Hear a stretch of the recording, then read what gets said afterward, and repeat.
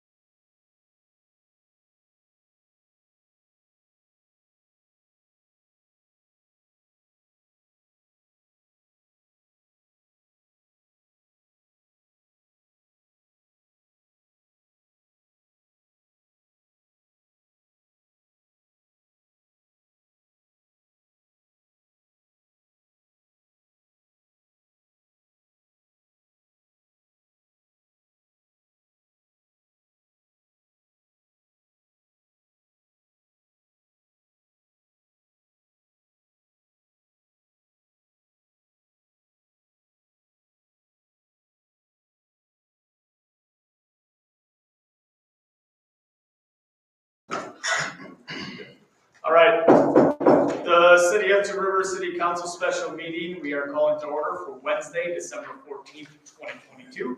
Please stand and join us for the Pledge of Allegiance.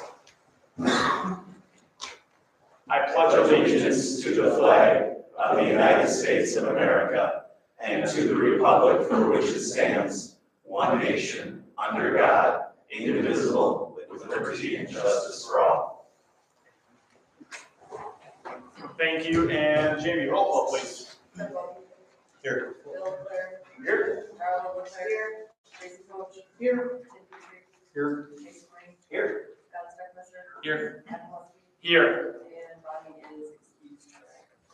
And they join us live. Yep, so giving that done and no need to join us via phone for Bonnie, we will move on to number 4, which is public input. We will start off by anyone from the public wishing to address the council at this time on the matter pertaining to this agenda. Seeing it is a special meeting, we will only have it pertain to this agenda. Please step up in front of the council here and state your name and address for the record. And we will open up 3 calls from public. No, this is not public hearing. One more. Public input. You want, is it okay if we start? Yeah, absolutely. I'll go first. Go ahead. Yep. Just state your name and address for the record so Jamie has it.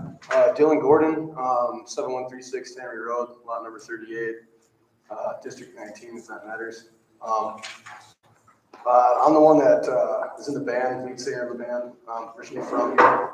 So is everybody else in the band. Band's name's Smoke Road. We started here. We've been getting booked out years in advance for country music, which none of us expected to happen. So we grew a huge following, and we wanted to give back to the city that we came from, which is Two Rivers. And we had something happen to our gig prior for New Year's, where they were trying to charge locals $40 a person to go see music and actually host or go to an actual New Year's event, which we felt as locals was a little bit outrageous. So we decided to work out with them to cancel the event because we felt like it was unfair to the people to pay that much money to just enjoy New Year's in the local area. One, and two, with everything with inflation and all that kind of cost increasing and everything, it just doesn't seem fair to the public. So we decided to try to host it ourselves, and we thought no better place than to do it in our hometown. And that's what we've been getting asked to do the most from our local people that live in Two Rivers, is to come play here for them. It's anything country music. Any other music that we cover is on the radio as we speak on Y100. We range between 500 to 1,000 people consistently per gig, per event that we host. And with the event, we at first said that we were going to end it at 2 in the morning. We've changed that. It is now going to be ending at 12 o'clock with the live ball drop on the big, we have a video wall, 4K video wall. We're going to bring new stuff to town that the city's never seen before, but we're trying to give the community what they want, I guess, and we're kind of banking on the city to help us, even though it was last second. The day that we knew it canceled, we came straight to the community house. We questioned as many city people that we could to figure out how we're supposed to get everything done, and we understand it's short notice, but if whatever you guys want us to do to work around everything, we're willing to do what it takes. We've already contacted a lot of the local bars, giving away free merchandise from our band to give away to people that go into their establishments after leaving the event with the bracelets. So any other establishments wanted to buy our merch to do the same thing anywhere around Two Rivers, we highly recommend it. And then us as a band, we're going to be stopping at all different locations and having a group following us as well, just trying to keep the money in Two Rivers. And we would like to keep doing it every year, and if not, do more events throughout the year through you guys. My brother and I, he owns Fatso's Sub Pizza Shop. I just started a LLC called Gordon Brothers LLC in consulting. And what I do is I consult bar and grills with inflation, but I also help them with special events and fundraising. So I help with staffing, I help with the vendor contacts, I help with security, I help with whatever permits they need to get done. And this city, I'm learning a little bit some new stuff, which, every day is a new day, right? But whatever it takes, I'd be more than happy to not only help with this event, but other future events as well in the city to help fundraise and help get more bodies into the town, because obviously we all like the city. Since you guys are on the council, I hope you like the city. And any other questions, I have my contact information. I'll be giving out to everybody afterwards. If you guys have any questions, I'm more than happy to answer. That's really all I have. I don't know if you guys need to ask anything. Even though it is public input, we can, if you want to field a question, we can field a question to him. Again, not amongst council members, but we can direct that to Dylan. We will not discuss the ourselves as we don't have a motion, nor are we discussing anything. It's public input time. So, yeah. If anyone has questions, go ahead and ask. And I assume Mr. Shade, a lot of the questions come up during. Yeah, I will allow you to speak, yes. Okay, so then I'll just, if you guys want to. Yep. That's fine. Yep, as things come up, we'll more be back up. Perfect, thank you. I'm Austin Gordon, address is 3018 Ferry Street. We're looking to just do this event. We're sorry it was short notice, we're sorry to bring you on here tonight, but we're just looking to do something fun for New Year's. I don't remember the last time there was any type of large event within Two Rivers that was on New Year's. So, I reached out to Dylan, it was short notice, and we're just looking to do something fun for the community, cheap, fun, and looking to get some more business to Two Rivers. So it was going to be later, then we changed the dates so we can get more businesses just the opportunity to make some money off this event as well. And that's about all I've got. Thank you. Anyone else wishing to speak during public input from the public before we close it down? All right, seeing none, we are going to move on to number 5, which is our discussion items. We have 2. We have A, and assuming if A goes through, then we will take up B. If A does not go through, I don't see a need to move on to B, as it wouldn't pertain to anything at this point in time. So we will start with 5A. That is a consideration of a matter related to proposed rental of the community house gym for a private paid admission party on New Year's Eve. The recommended action is a motion to concur with staff decision to deny the rental request. Should a majority of the council disagree with that recommendation, staff is prepared to present the proposed conditions for the rental. I will let Greg back into this before we look to open up discussion. I should point out too, these are intended as action items. The posted agenda, at least on the internet, does identify these as action items, which clearly they are. Sorry. We will probably act on them, but I guess seeing they are listed, we will open up a discussion. Right. Without a motion. First off, let me say, we certainly as a city want to work with local businesses, local organizations to promote good things for Two Rivers. And there's nothing that says the community house isn't or can't be available for a private rental for an event. That said, what I've presented to council tonight is a recommendation that the council concur with or stand with the decision presented to these gentlemen on Monday from our Parks and Rec director denying the request. And Mike will be able to speak to this. He's got a listing of reasons here. Basically, these gentlemen, and I certainly accept what they say, they, as soon as they could, they had a change with a booking at another location. Last Friday afternoon, if I understand right, came to the community house, had some discussion with staff about the use of the gym for New Year's Eve event. Mike was not part of that discussion, but the staff there did indicate that the building is open for that evening. Well, point of fact, the building is supposed to close at 6 p.m. on New Year's Eve. Did provide the guys from Smoke Road with an application for rental, and I think Dylan had reached out separately, speaking out of turn, to Adam at one point, and was referred to Jamie, our city clerk, appropriately for any information on alcohol sales. So Adam or Dylan, I don't know which one, maybe both, stopped over and got from customer service an application for Class B. I'm sorry. Not me. Oh, no, I'm sorry. Dylan Austin, or Dylan, not Adam. Okay, I just want to make sure we're clear on that for the record. Austin or Dylan. Council President's role was appropriately the referral to staff. When the department head, Mike, was consulted with this on Monday, he recognized, well, this isn't, A, we're supposed to be closed on New Year's Eve. B, this isn't a simple room rental. It's a pretty major event. By their own estimates, these guys have said, we hope and expect to have 500 people there. That's less than 3 weeks away. We do have, our policies aren't the greatest. They admittedly need some work, but we do have requirements on so-called high-risk events. There be liability insurance, which they may very well have covered. That there be arrangements made consulting with the police department on security, because human nature, when you got 500 plus people and it's a late night gathering and there's alcohol, you can have issues sometimes. Also there was a matter of staffing, because we hadn't scheduled any staff to be working on New Year's Eve.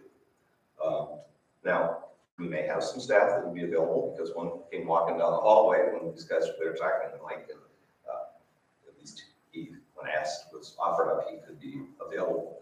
But this is a pretty major event. I think the Parks and Rec director is the person in charge of that facility, and the steward we have of that facility is correct in his decision. I regret there wasn't, and this isn't against the event, I'm sorry, it may sound that way. I wish it had been a clear, emphatic no on Monday from staff. I think that was the right answer. I think it still is. Did get together with the council president and Mike after the plan commission meeting the other night, the same day this issue, if you will, broke. So let's talk, because I know Adam's been contacted. These gentlemen have represented, they feel council is or would be supportive of this event. We need to talk. It's out there advertised on social media, and I understand radio is ready to go. I do appreciate they quickly on Tuesday corrected the Facebook post and said it was Two Rivers Community House Presents. This isn't a production of the city. Thank you for that.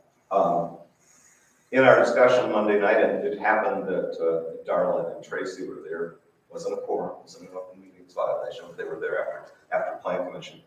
And Adam, and I respect this, said, well, if staff is denying this and staff's got the right to make that decision, I think it should be brought up to the council. And I don't disagree with that. We both pretty quickly agreed as well, though, that if it needs to come in front of the council next Monday, wasn't real good, it should be ASAP.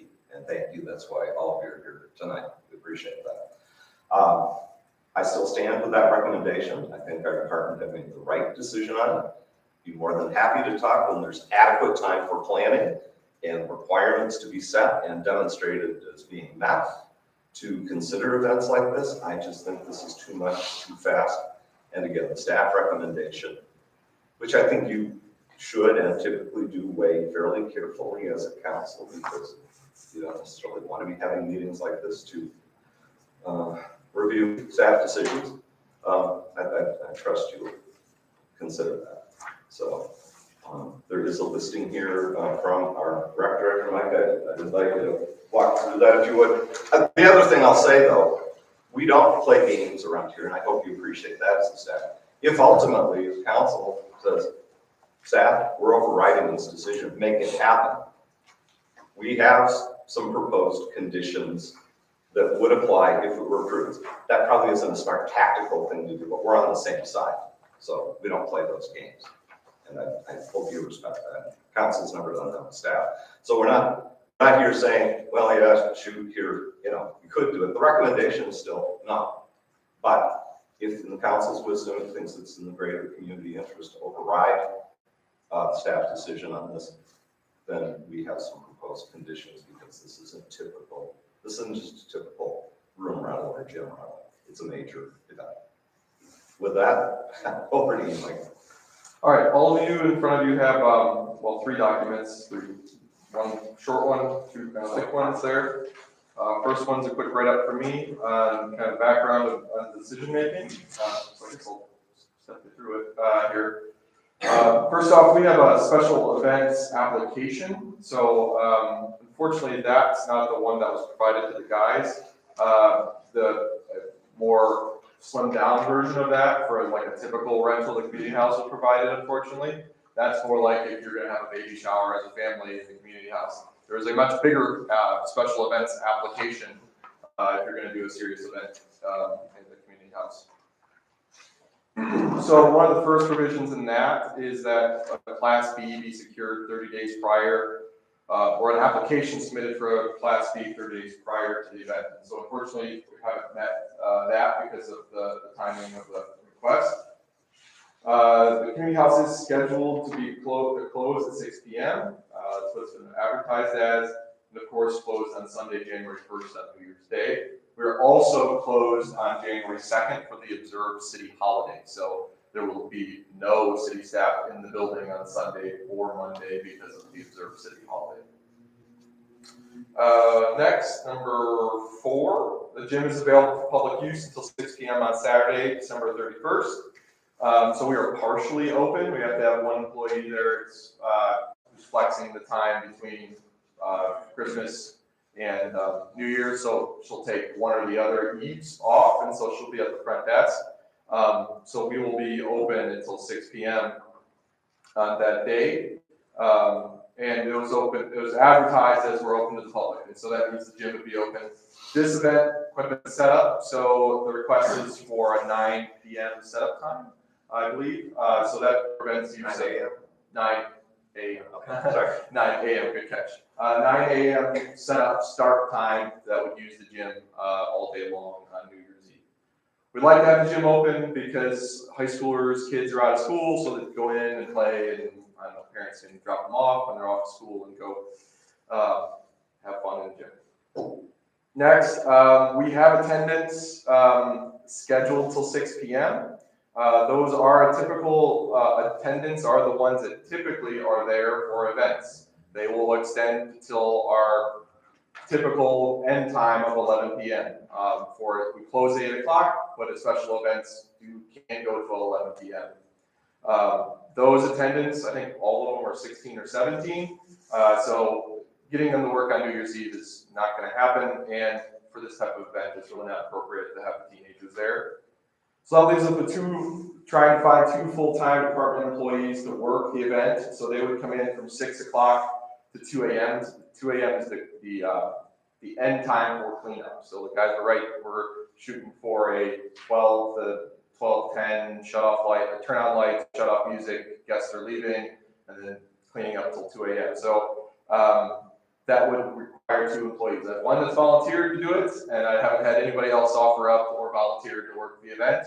And it's not volunteer, it could be confusing. They're not volunteering, they're getting paid on the holiday, so it's double time as far as I'm aware. So yeah, so I'm gonna have to require a second full-time employee to come in. Part of the reason for not wanting to schedule or force essentially full-time staff is we work a lot of nights and weekends and special events throughout busy seasons during summer. Really preference to keep those people fresh, and over the holiday season, keep them off and keep them at home, so that when it comes to summertime, we're committed, because we've got a lot of effort. And that's kind of the status quo of the park department, is that's how we run. They're gonna put it in during the busy season, get a little bit of break in the winter and across the holidays. Staff may also be required to work later than 2 a.m. if the rental doesn't clean up or meet specifications of an agreement. So if their time to be out and everything is cleaned up at 2 a.m., staff may have to stay later if that doesn't happen. We would have to deal with some fees and things like that if that was the case. The other interesting thing about the community house is where the positions are, the locks on the doors. You actually can get into the stairwells through all the way to the senior center. The senior center itself, the doors are closed, but the hallways all the way back into the senior center, you can't actually close off. And so there, to me, there's a little bit of a security issue and people venturing all the way through the community house for the event. That's 7. Number 8, community house rates and policies. They do need some additional review by city staff and legal counsel to ensure the city's not taking on new liability, especially because this type of event, per insurance companies, is deemed as high risk because of the alcohol and the quantity of people. There have been limited examples of events like this taking place in the community house to base our rates and policies on. And so in a lot of ways, we don't have up-to-date policies that deal with risk and liability related to that. Now, in the contingency, you have a third document here of a facility use agreement that I essentially whipped up today, trying to alleviate that. It's not gone through legal counsel. This is me as Parks and Rec director writing that up. We can look at that eventually if we need to. That's the high risk piece. So short notice, we'll have to, if we move forward with the event, we're gonna have to spruce up this document, read the policies associated with that to make sure we're on good footing moving forward.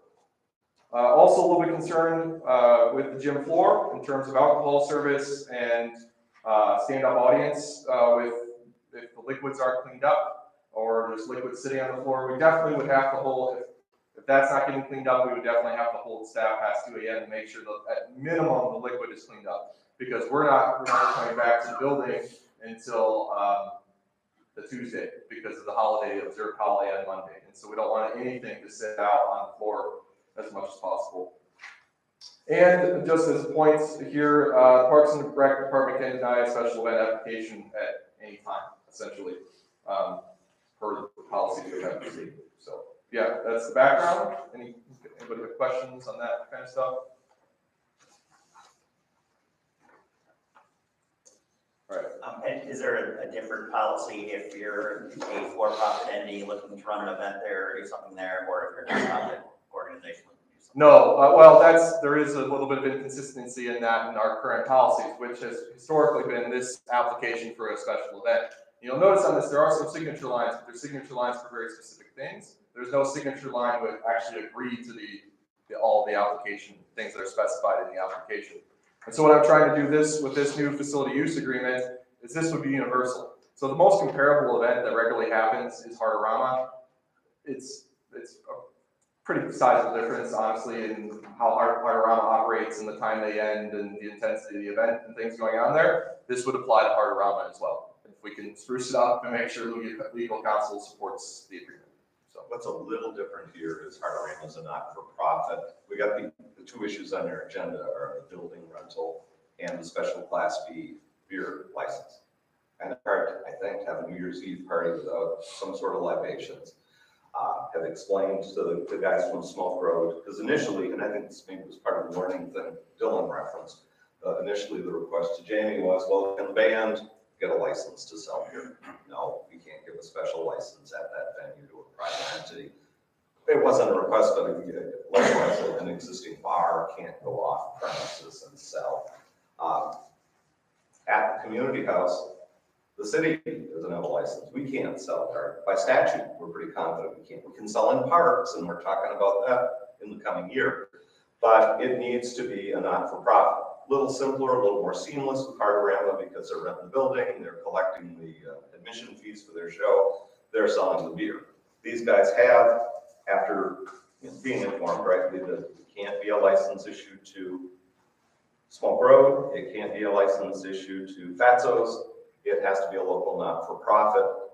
They are proof that were presented yesterday with the application for the Knights of Columbus here in Two Rivers. The one thing that has to be crystal clear, because I think maybe there's been some confusion on this, some discussions at least, 100% of the revenue derived from the beer sales or the seltzer sales, any alcoholic beverage sales, must go to the not-for-profit. There can't simply be a payment to the not-for-profit to provide bar service, if you will. There can't be any splitting of the proceeds. Jamie confirmed that today with our Department of Revenue. Not saying anything was intended otherwise, but it's got to be crystal clear that 100% of what comes from the till goes to the not-for-profit, and that not-for-profit needs to be staffing the bar. So that makes this. I'm not saying again we shouldn't want to, with proper policies and proper advance timing for planning, accommodate events like this. This is a fair amount of things to address in an ad hoc. It doesn't require that you have to have the not-for-profit board members run that. They can seek out volunteers, if I understand. If they would. They have, one member of the. They have to have one member of that board there. Managing. Right. Then the volunteers could be. Anyone can volunteer to run that bar after that. And they are volunteering for the not-for-profit. Correct. Yeah. Yes, that is correct. Good point. So that's staff's position on it. If council wishes to roll up their sleeves and say, well, let's make this happen, with that as background, we're prepared to have that discussion.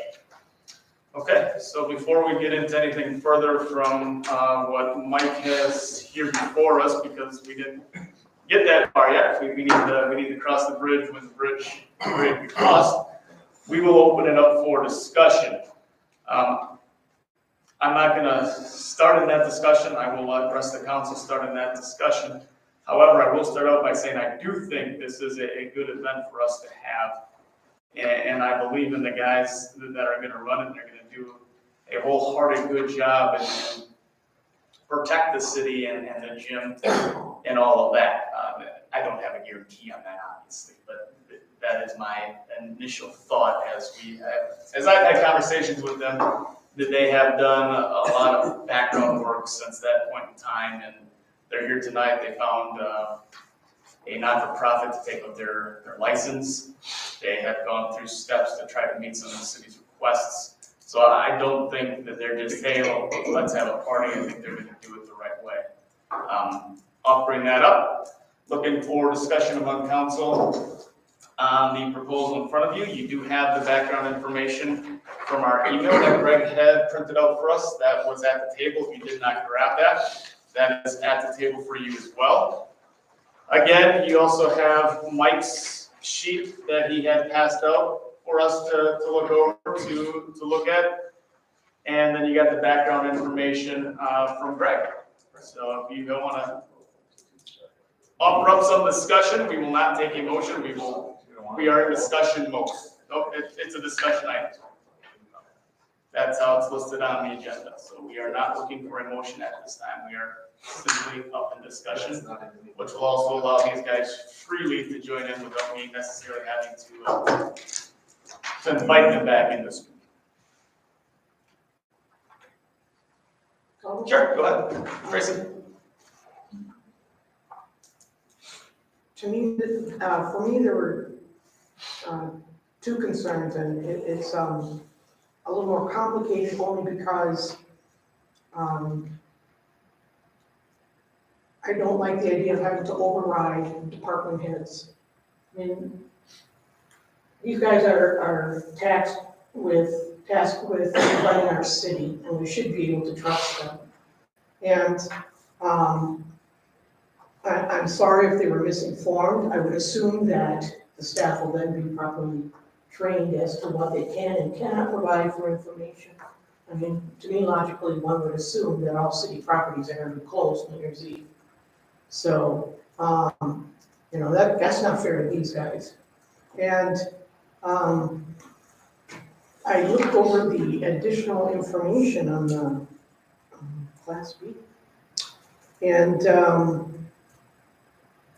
my concern is, I'm sure it would be, be careful because the liability insurance for KC is going to be on the line. And as well as their event stuff, I'm assuming they have event insurance. I think you have to have event insurance. Special event insurance, and so does the KC's. Oh, do you? Yeah, we Okay. both Are have. you Mr. Tagan? Yeah. Oh, okay. I'm Tracy. What's the capacity? What's that? What's the capacity of the KC home? Occupant capacity? Well, we don't rent that out anymore. Oh, okay.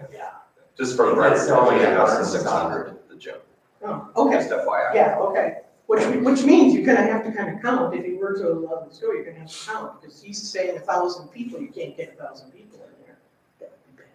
I'm not gonna misspeak for him, but I think he said he usually draws between 5 and 1,000. I'm not saying that's what people are gonna be in there, that's our average. Oh, But okay. if you're expecting 500, you might want to keep track. Keep track on that. We are. And my other concern is that damage to the building.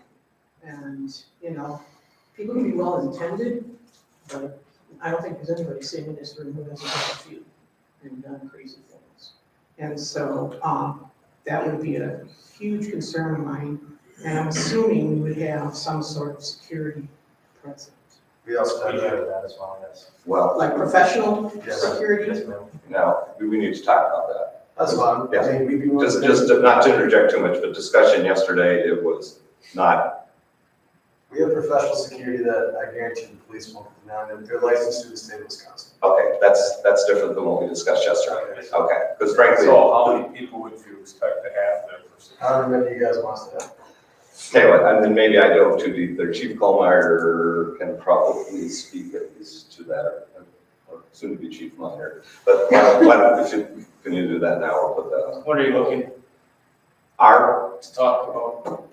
Well, if the council wishes to get into the all the gory details of authorizing the event, that's one of the things we're prepared to talk about.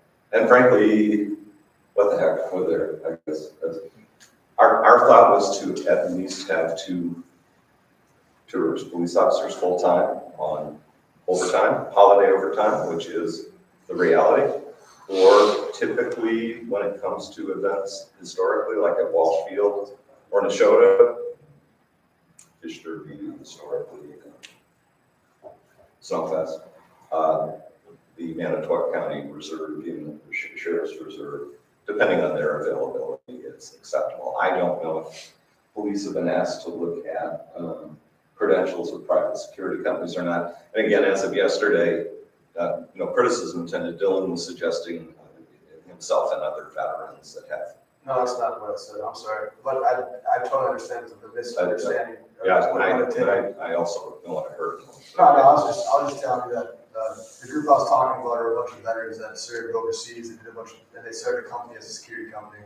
That's who we go through, they're licensed, it's just I just said they were veterans. I didn't get confused. Okay, I'm sorry, I asked if they were licensed and had appropriate insurance, so like if it has been busted. They do. Yeah, okay, it's different than my understanding yesterday. But a lot of information flowing really fast here, so. Sure. Okay, I accept that. Sorry for the confusion.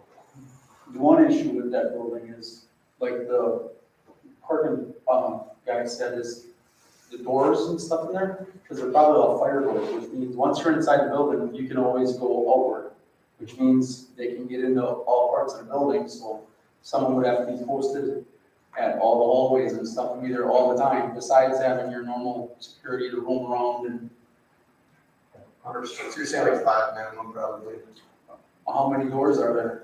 There's 2 in the gym that get access to the basement, and then there's 1 with access for each door entrance, but 1 door entrance would be completely cut off, so there'd be access to the basement through the other front doors, and 3 access points, and then you have, I believe the doors for the elevator would be the only other access point, but that'd be for handicap accessibility, I'm assuming, so that'd be 3 people at a post permanently without row, and then you'd have to have at least 2 or 3 rovers around the building, I'm assuming, but that's obviously up to the Department of Police. I feel like they would be the ones that would know more on how many people we would need, but we have the people, that's what you're asking. I don't know, if you don't mind.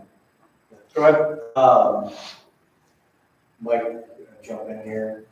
So, yeah, I mean, we didn't have any problem with any security inside the building as long as, there isn't a history or a problem with that particular security agency that there's criminal activity or anything like that. We would still put on additional personnel regardless, just because any special event that we have in town, we're responsible to the city of Two Rivers. Your security staff is a civilian staff that has civil liability, and so therefore we're transcending 2 completely different realms. So we will have adequate staffing on to make sure that the city interests are safe. And we do that for any special event. This wouldn't be anything special just because of you guys. But with an event of that magnitude, 500 people, 600 people, whatever it ends up being, it's certainly, and on New Year's, and given the time and the alcohol, we think that more than justifies, the additional staff. As far as inside, I mean, again, we could provide some suggestions and recommendations because that's our thing.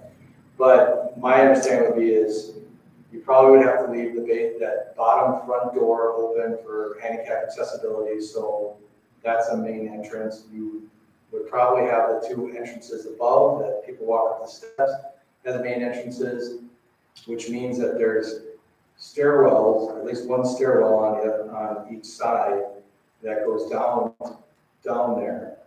And then if you're downstairs, you have access to that hallway more or less to the senior center. So you would have to have somebody at least stationed downstairs.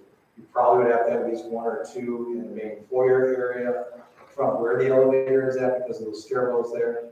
And then at least another 2 at the back end on either side of the stage because the stairwell's over there. And then I don't know what the requirement would be as far as going up above that falls up above. I think those doors could be locked, but so yeah, you're probably talking minimum of 5 just from a static kind of security standpoint. And then if you wanted it, so that's just off the top of my head without looking at a floor plan. I typically the 2 doors by the gym, by the stage, do lock. And don't make them run exit. Yeah. And So I think they're capable of being locked. You got 2 sets of doors that have multiple doors on them with stairs that go towards CCB that are labeled exit. And then you got the 2 coming out this way, we're gonna go over exit. Yeah, and what I would say to that is that could definitely be, but that's probably a fire code thing where maybe the fire department's input on that as far as what could be locked and what couldn't be locked. And certainly if there's an ability to lock things and just call them out of play, that reduces your staff. So, yeah. I was part of it, required to have any type of private security staffing. I was just gonna ask that. Because I was like, Could you say that again, please? was Harvard required to do any type of private security staffing? Because it's a little bit. I'm not aware, that's generally not something that is our requirement. We handle the police department and additional officers. We're not necessarily, regulating that. Usually whoever is organizing that event is the one. I don't mean to kind of pass the buck, but we generally don't get into the middle of provide security stuff too much. We'll coordinate with them. Sure. But it isn't like a requirement of ours per se as the police department. You haven't seen the need to provide additional patrol presence during that event, or have you? No, not especially. It has a bit of a track record, but I think We that, have that walkthroughs with normal patrol for those, but I've heard more than happy with, cops coming in on, so Yeah. as much as they want. Yeah. 100%. Yeah, we try not to be heavy-handed about these things, we try and be fairly inconspicuous, but make sure that we have the staffing, and especially nowadays, you know, we were talking 10 years ago, maybe this would have been a completely different discussion, but when you start getting large groups of people and you see what happens around the country, and it happens in small towns, if we aren't at least prepared for, you know, have contingencies for the worst-case scenario, we will be in a world of, you know, I would add, you know, that comes up so frequently. We are always supportive of all the events that Tours has. Really, that's kind of the nuts and bolts of what we have here. So we're very supportive of that. We sometimes get criticized, whether it be Snowfest, where it seems like there's an exceptional amount of cops, but in reality, it was security and then 2 of our officers. Or the Christmas parade, for instance, where there's a high presence of police officers. But what was described was exactly that, is we kind of have them off in the corners and we have them at the ends, clearly so that we don't end up with another Waukesha type thing. So typically, like I said, we're very supportive of all these events, but almost every one of these events has multiple months of planning where we're reaching out to the venue, we're reaching out to the place hosting it, we're reaching out to the fire department, Parks and Recs, we're all working together to make sure that it's a safe community event. So my only criticism of this is now we have to rush all of that in a short period of time if we're to go ahead with this. The guys did provide me an estimate of what it would cost to have their 2 officers on duty for that night, and it's about $2,000. So we can, if we move forward, we can discuss whether or not we bill that or the city absorbs that cost. the fully loaded hourly rate with double time, because it's holiday, both New Year's Eve and New Year's Day, as far as police contract, is $125 an officer. I would add too that we're in the same predicament as what Parks and Rec described. This is not something that was planned, so we have all of our staff typically taken off when not needed. Luckily, we stay just above minimums. This would again bring us down to minimums on patrol, and then we'd be ordering people in on their holidays to work this event for an exceptional amount of money for the taxpayers. We don't typically invoice out as a police department. That's on other departments if they choose to do that as a requirement. But again, our focus is making sure that all these events are safe for the community, because no matter what happens, that's on us. And a distinction, and I don't mean criticism, but a distinction, I think every one of those other special events referenced are hosted by community not-for-profits. I'm not saying these guys are gonna make a boodle of money on a concert or on a gig with $5 cover charge, don't get me wrong there. But this is a private book. The alcohol sales, the beer sales by necessity are a not-for-profit community group, KC. But that's, we may not have a formal policy there, but I think that's a fundamental difference. Be very careful if we charge them for the police presence, because it's not something we do for anybody else. I don't think the city should absorb that cost whatsoever. Then we shouldn't pass it along to every event, regardless. And we could say it's not for profit, the band is not for profit, but the person holding the license, in which we keep referring to, has the need to have extra police because there's alcohol involved, is a not-for-profit. So we are not putting everyone on the same playing field if we go down that route, and that would be fundamentally wrong. 100%. How is it not? You're gonna say the KC Club has to have, They're not the ones that need to provide the security. If they were running an event, but if you have a concert without the alcohol, as Chief was just talking about. well, they had the concert without the alcohol. Right, but the reason the extra patrol there is because the alcohol, the people that are running the alcohol are not for profit. But let me. So we're singling them out on that. Yeah, if you don't mind, I just add to that, and I'm not trying to argue that point, I understand what you're saying, and no, we don't, as Ben had alluded to, we don't generally charge for. Right, I know you don't. The fact that alcohol is a factor is not the only thing that changes the game. If we were gonna have a large quantity of people, like Ethnic Fest, for example, alcohol is not a major component of Ethnic Fest, although it may be available. But there's a lot of families that are there, and I would venture to guess the majority of people that are there, particularly during the day, are not drinking. But yet we still have that staff on hand. And I would reiterate something that Ben said and make that clear, very clear, is that regardless of what anybody decides, our job is to ensure public safety. And regardless of what this group decides, we're the ones that are gonna be the ones on the hook if we didn't have proper planning of the people or the staffing or the capabilities to handle whatever happens. So we will do whatever we need to do to ensure public safety, regardless of whatever the decisions are. Not to be argumentative, but so every time there is a concert or a basketball or football game at the high school, do we have the same kind of extra control on? Well, the way the application is. I'm referring to chief though. Yeah, so again, I think there's a number of factors here that kind of delineate from those things. And whether the time of the day or night, we're here on New Year's Eve, which is traditionally a completely kind of different environment and situation than it is maybe say on a Thursday night at a basketball game. Alcohol component, yes or no? Not the attendees, we're not trying to stereotype anybody or anything like that, but like the distinction I was making with Ethnic Fest. You know, whether you're talking about more of a family-centric kind of event or whether it's adults that, you know, are there again, whether the alcohol component's there. So there's a number of factors, I think, that go into deciding whether or not we have additional staff on. When it comes to the high school, just to mention that because you have brought it up, the school has asked us, and we have accommodated to every extent that we possibly can, to have some type of police presence there. They've been asking for our SROs to attend a lot of like the football games, basketball games when it's reasonable and when we can. And they do that on a rotational basis, so it's not always the same person. We try to have them flex their time so it's not incurring a lot of costs. So we do make accommodations for that.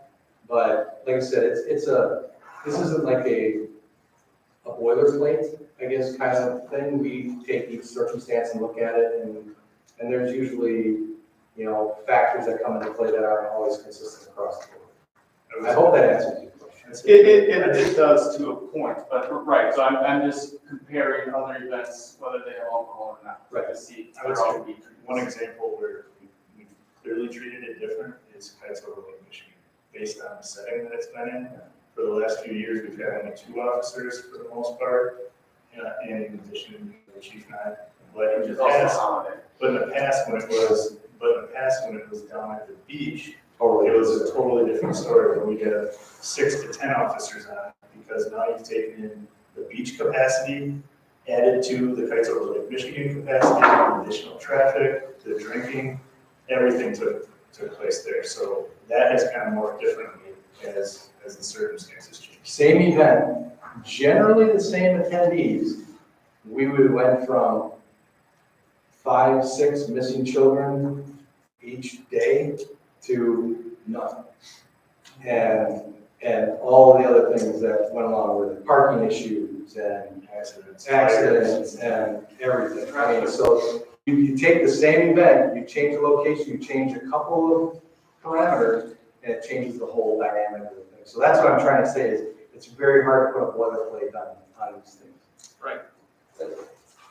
And I would also just add, I guess, lastly, is that especially a new event, a good example is Snowfest, when that was kind of a fresh new idea, and I thought a really good idea, just like I think this is a fresh new idea, you kind of have to plan a little on the top side before you really know what you have. So you really have to plan for the unexpected. That's just how we do things. That's how we plan for things, because if you haven't had that event before and you have no history to bank on, it's tough to plan for. Jeff? I don't think this should be handled any different than Harbor Island.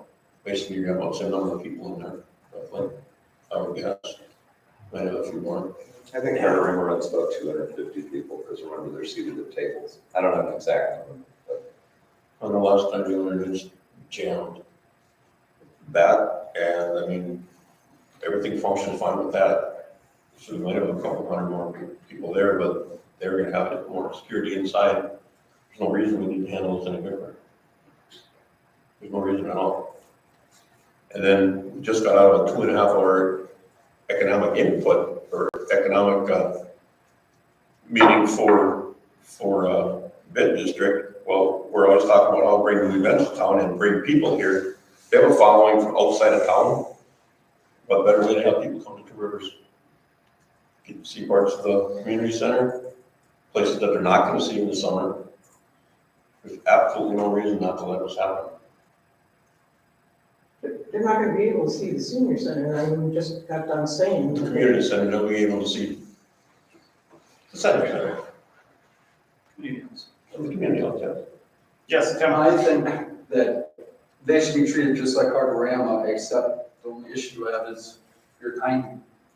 You came out of nowhere, and you're doing it on a national holiday where you're gonna have to pay people that aren't supposed to be working, would be like having on Easter or something. You do it 3 weeks after New Year's, when it's not a holiday, and they don't have to pay double time and triple time, all that other bullshit, probably walk right through. And it'd be great for the city. It's just the issue, I think, is because it's New Year's. Like how many people are being stupid on New Year's where they don't want to be short-staffed? like I said, I've done this, all over the state of Wisconsin. I've worked for Ted Cruz, I've worked for. A lot of people are going outside of town for New Year's because there's events going on in Manitowoc, there's events going on in Green Bay. You know, it keeps the local community inside of Two Rivers and, you know. But what I meant is, they have to pay people More money. because it's the holiday. If it wasn't a holiday, I don't think there'd be 1/3 the issue. Okay. Yeah. Understood. And there is nothing going on in town, absolutely nothing. Darrell? Okay, so the other places that you guys have played, what municipalities have you had your programs at, or your, What do you mean by municipalities? well, like this is that is a city building.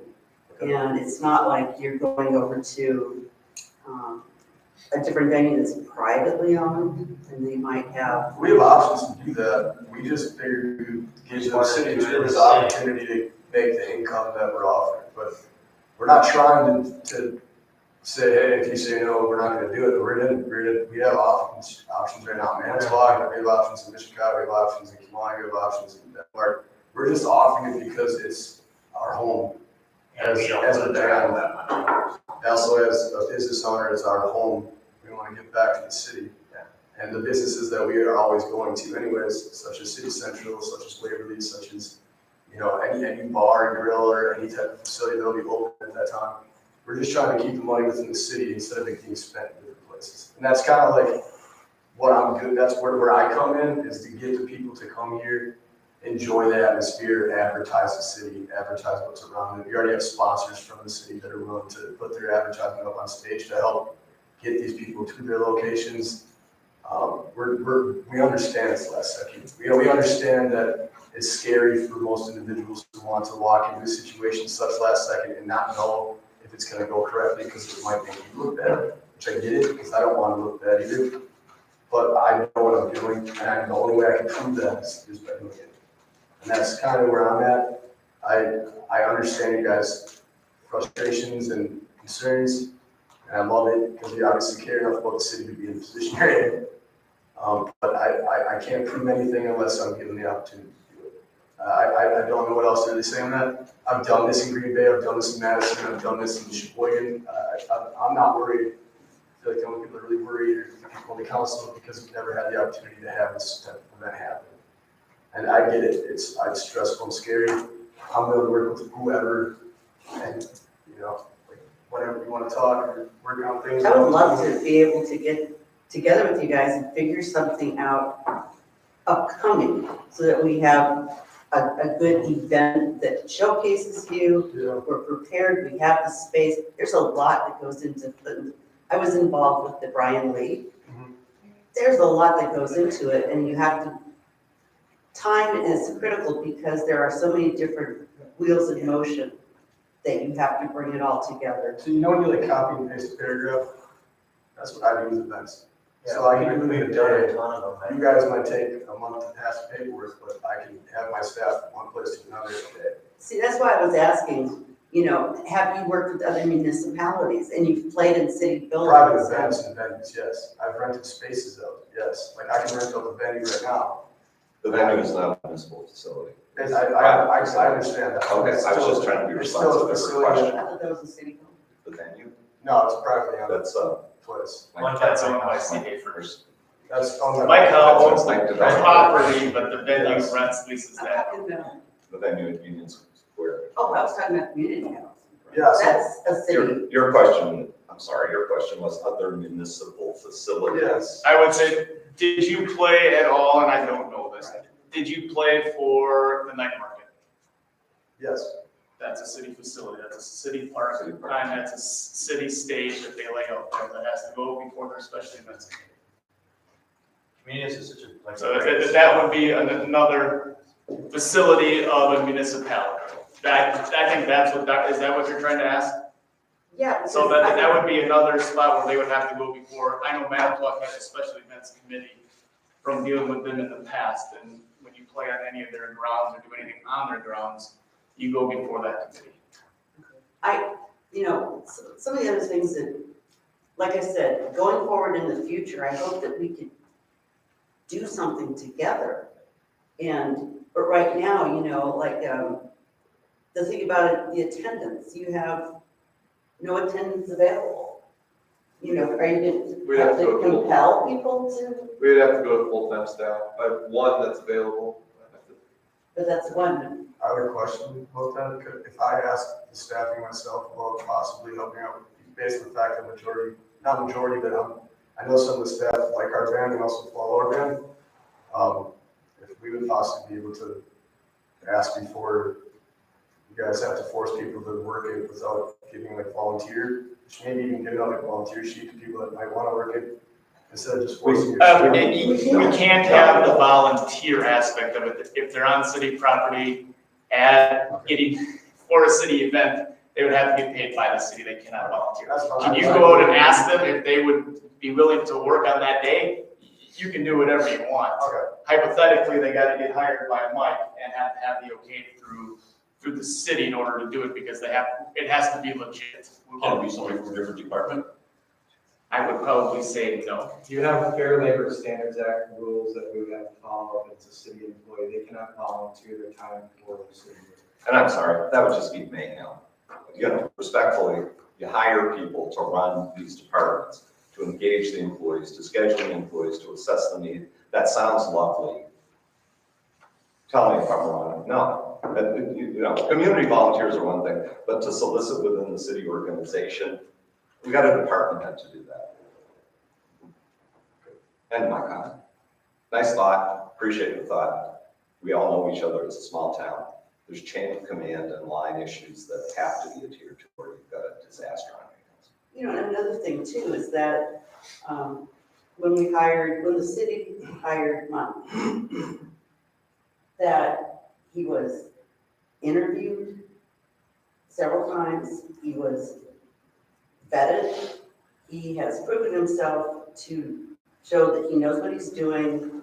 He is responsible for these facilities, he's responsible for all these people. And I'll tell you what, looking at it from here, I do not know anything better than what he knows. I'm gonna defer to what his suggestion is, because he knows. Me, I could just say, yeah, I think it's a great idea, let's do it. I can't do that. Mike, as far as I'm concerned, has the last word. Any other discussion comments from people on council? I'm just confused about the vetting part.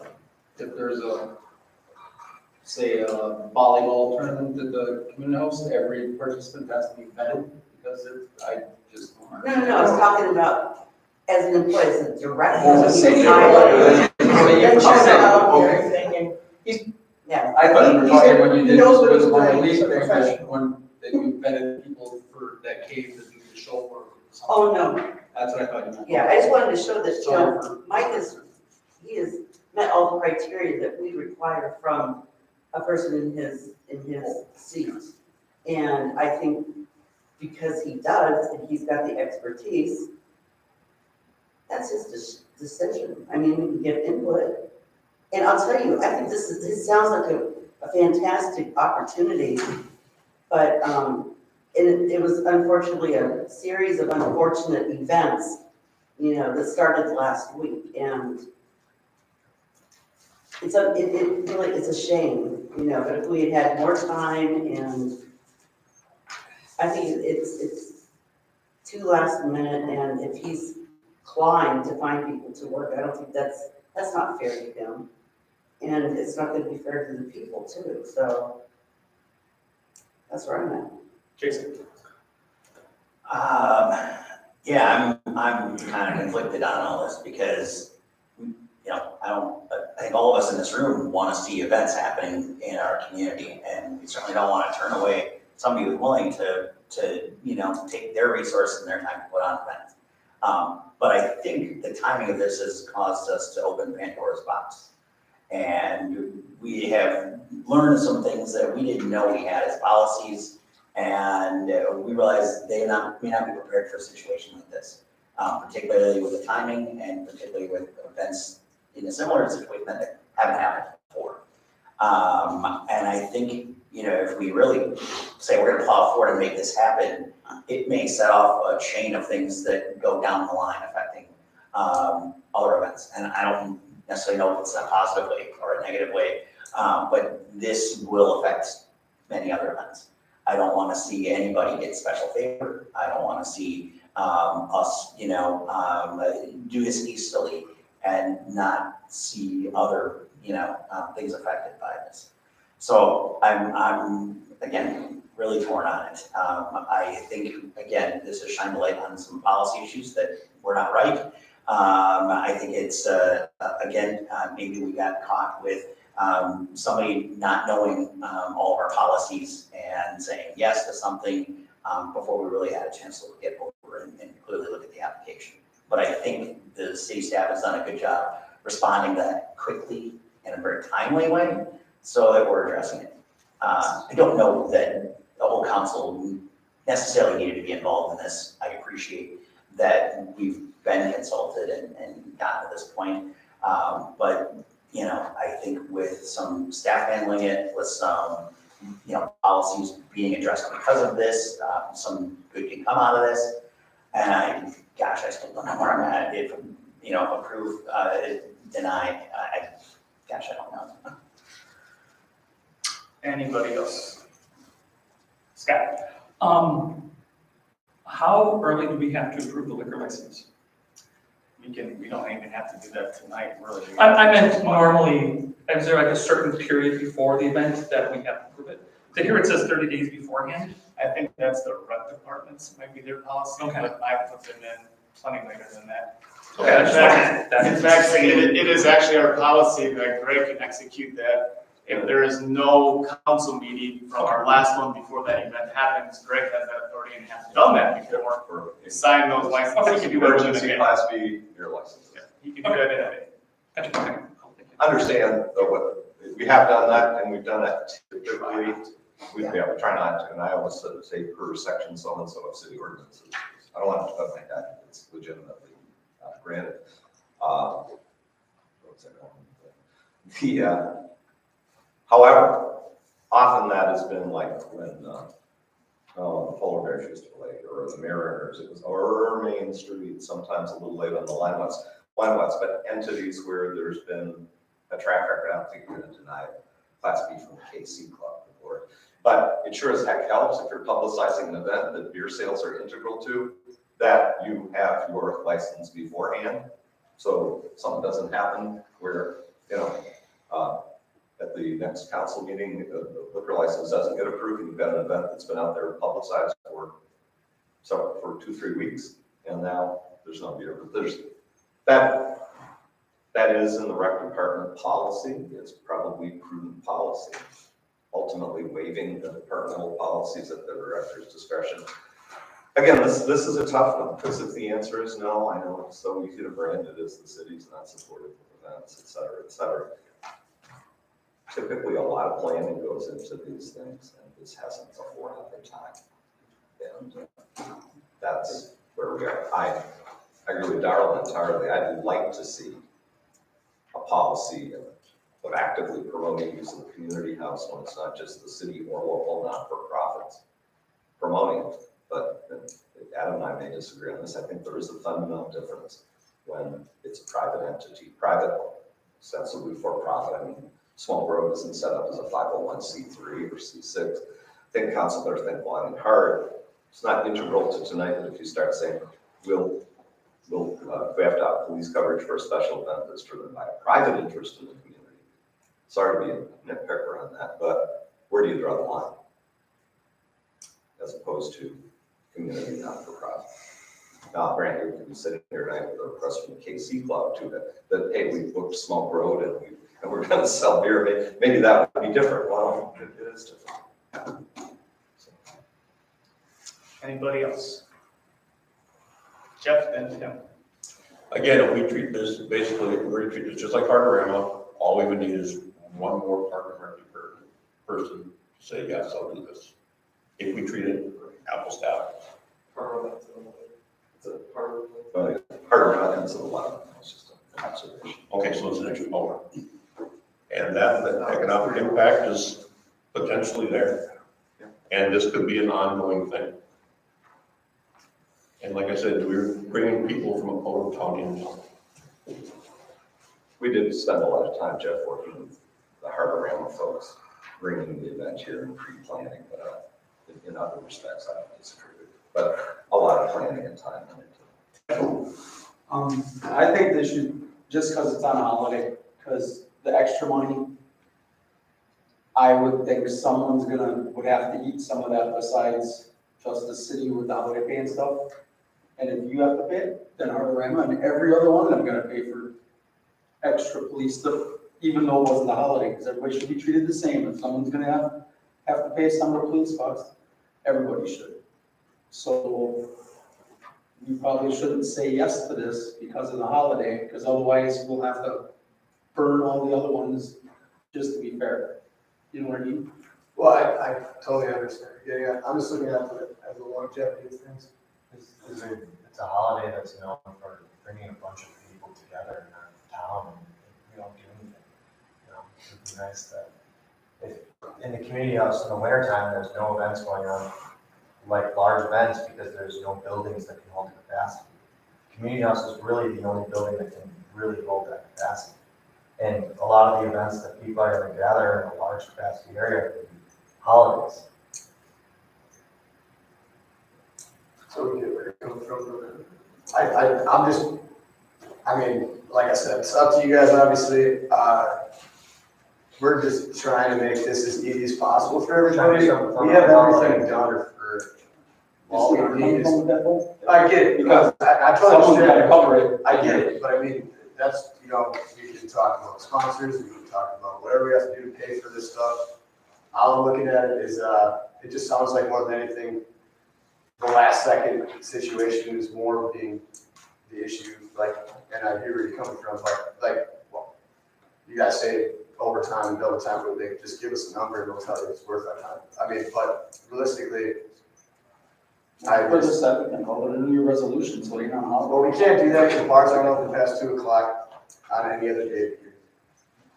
So, and realistically, I'm just trying to get money into the bars, for them to actually. Oh, you mean just straight going around after? Yeah, so that's why we're aiming at midnight. We're aiming at midnight and the doors are locked at 12:30. So more businesses from the city can receive. So then they can walk around. That's the point where we're giving out free merchandise for giveaways at all the bars that want it.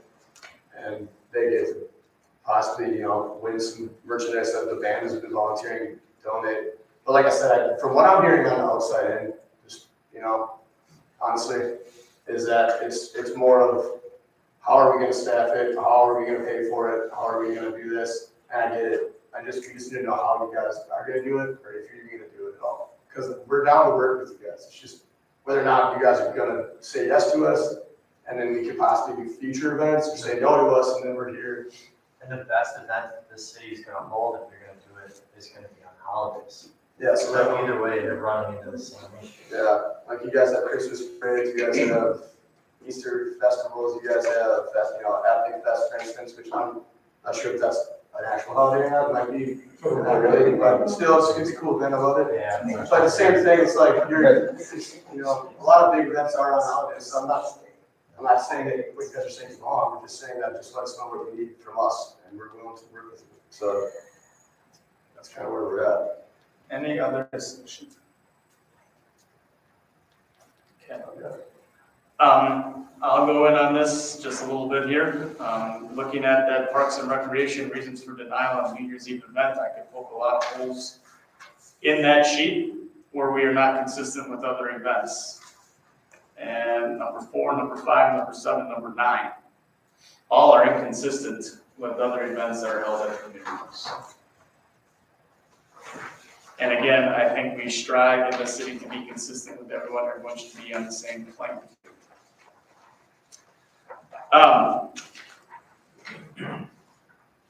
I think this is a good event to happen. We are drawing people from outside the city to come in here. We just got done with a long, 2 meetings actually on the bid district and talking about ways to help Main Street. And here you have an event that is in the center of Main Street that will draw people in here before the event and keep them here after the event, probably spending time in hotels on people that are also in that bid district. And now we're saying, we don't really want to do that. We don't want this event to happen, even though we have a lot of positive things that could go with that bid district. And again, we approved that $2, but it was a tight conversation and it was very lengthy. It took 2 different meetings. And now we're going right back and saying, yeah, we want to do everything we can to help them and push people into Main Street and get them to spend money downtown. But now we're telling 500 people, yeah, but not today. And that's a little inconsistent for me. We have a business that's going to be running this event that is going to directly benefit who is in the bid district. His restaurant will benefit before. From what I heard from Greg, he's going to be selling subs inside the event. Another impact to another community business, homegrown talent that has a chance to make some money. And we are denying that, or it sounds like we want to deny that. And I guess that's just not where I come from. I like to be as open to business as we possibly can. Okay, we stuck the bid members with an extra 40, 60, no, 55 cents roughly on their tax bill for $1,000 assessed. And we get a chance to help, maybe not all of them, but we don't help all of them out anyway, as we've heard. We are doing our best to do so. And now we're saying, yeah, but not that group. We're not worried about the bars, we're not worried about the restaurants. I bet Quick Trip would see an increase, Family Dollar would probably see an increase, because you're gonna get people that are gonna want party favors or goofy hats and all the goofy stuff. We were all young ones. Yeah, I was there. Not there anymore. But I was there. I did stuff like that. And it's an economic impact. It is. Otherwise, New York City wouldn't do it.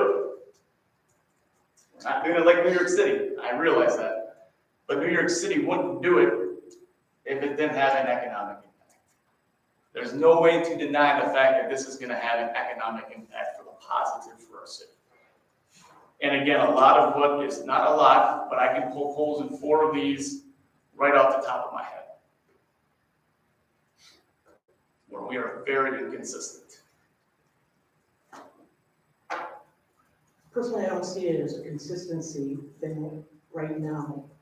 Everybody else is saying that the short time period to prepare for it properly. I'm not even asking about that though. I'm poking holes into the reason for denial.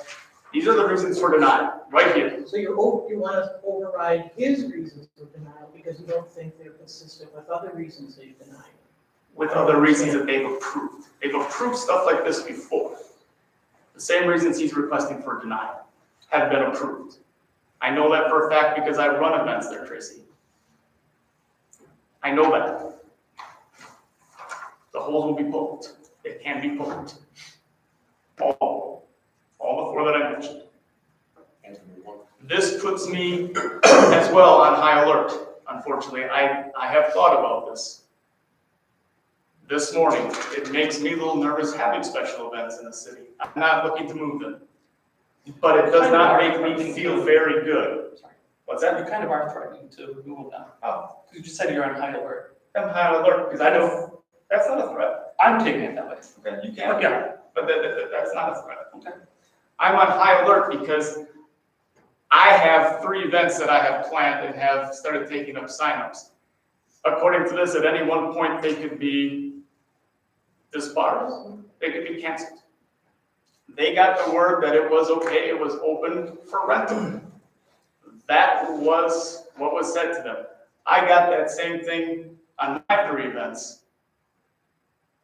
And we could be sitting here in a month or 2, and they could come back and say, yeah, we don't want it. That feasibly could happen, and it's not just my thinking. That is gonna be a perception from other people within the community. And if you don't think nobody else is gonna think that, I think you're wrong. I think you will get other people that will think that. And again, I am not pulling my events, nor did I say that, nor did I threaten to do so.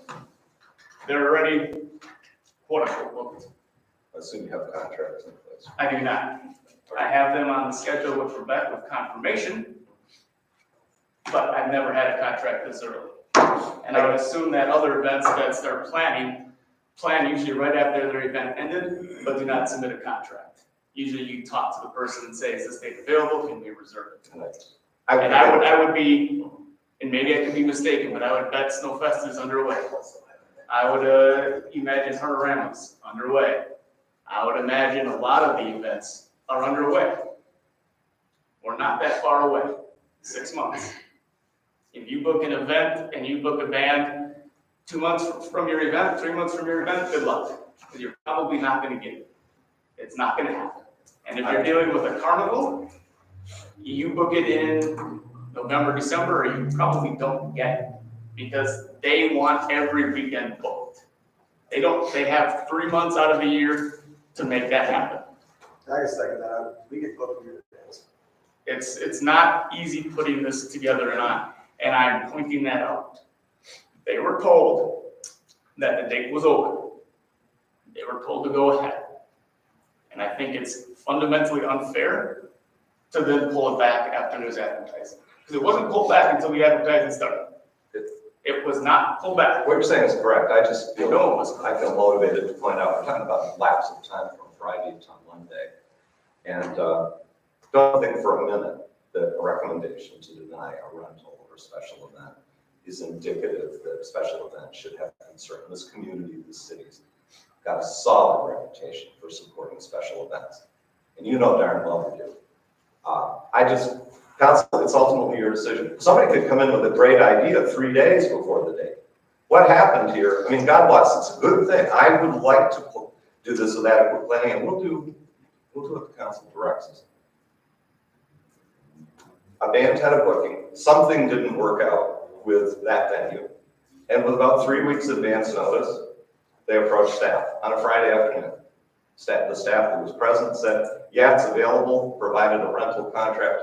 On Monday, the person I fired, and you as council have entrusted as part of our staff, made a decision. That doesn't mean events that are longstanding and have been booked are going to be denied. Help me understand, we talk about consistency in policy. Is there anywhere you draw a bright line between a request and the date something's going to happen? I'll just leave it at that. We'll make it work if the council so directs.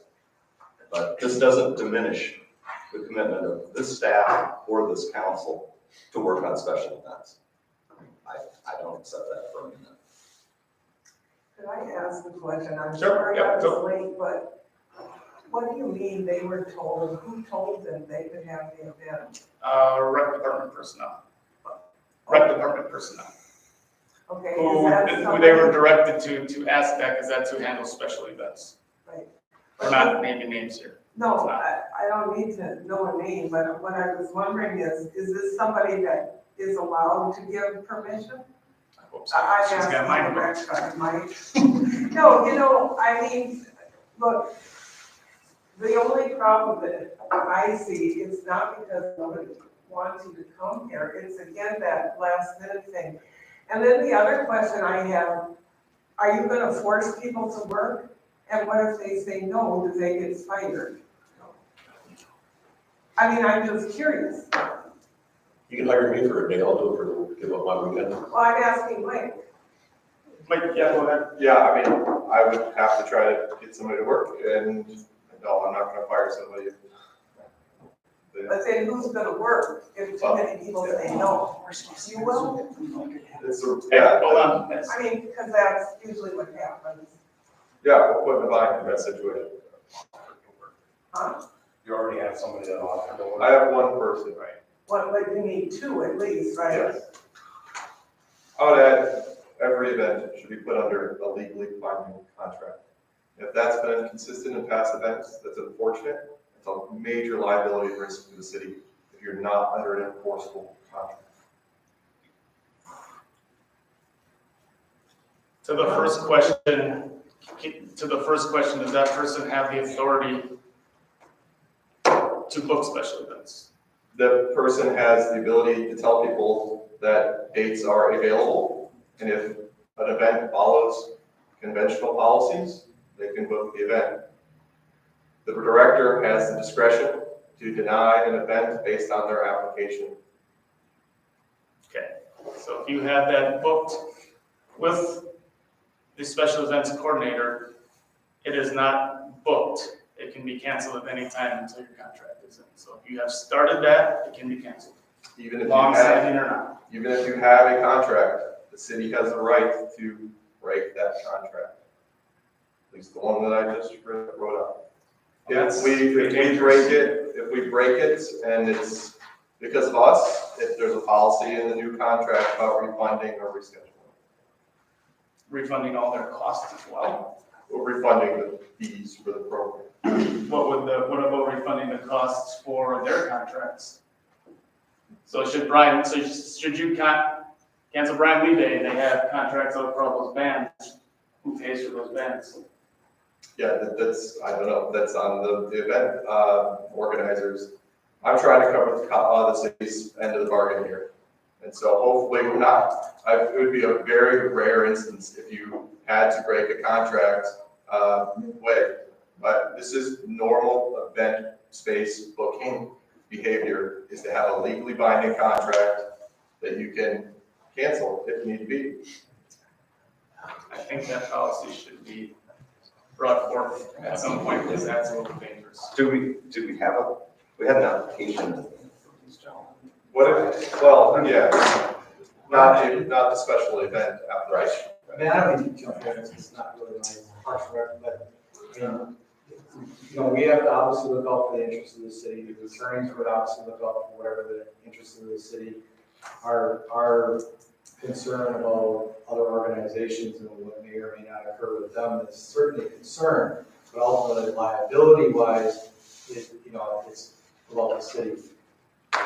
Even though, I'm not going on them here, and even though the Parks and Rec Director may have the authority to cancel an event at any time, I understand where you're going with that. There's gotta be a reasonableness that comes into play with that. And so, and Jack, if he were here, he would agree wholeheartedly with me on that, is that you can't just arbitrarily cancel something when like Brian Lee Day or like something else. People have, a lot invested into it, and then you just decide for some arbitrary reason that you're gonna cancel it, there are gonna be consequences to the city for that.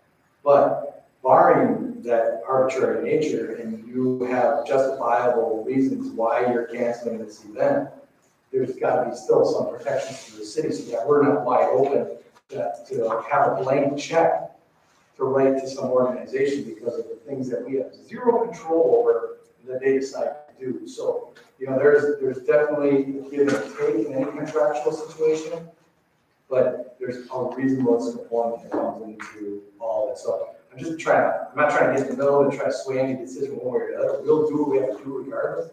But there's a reasonable component that comes into all this that we all have to come. I would add, if there's an outstanding circumstance, you know what, if there's a threat on an event, the city wants to cancel the event, the organizer wants to move forward.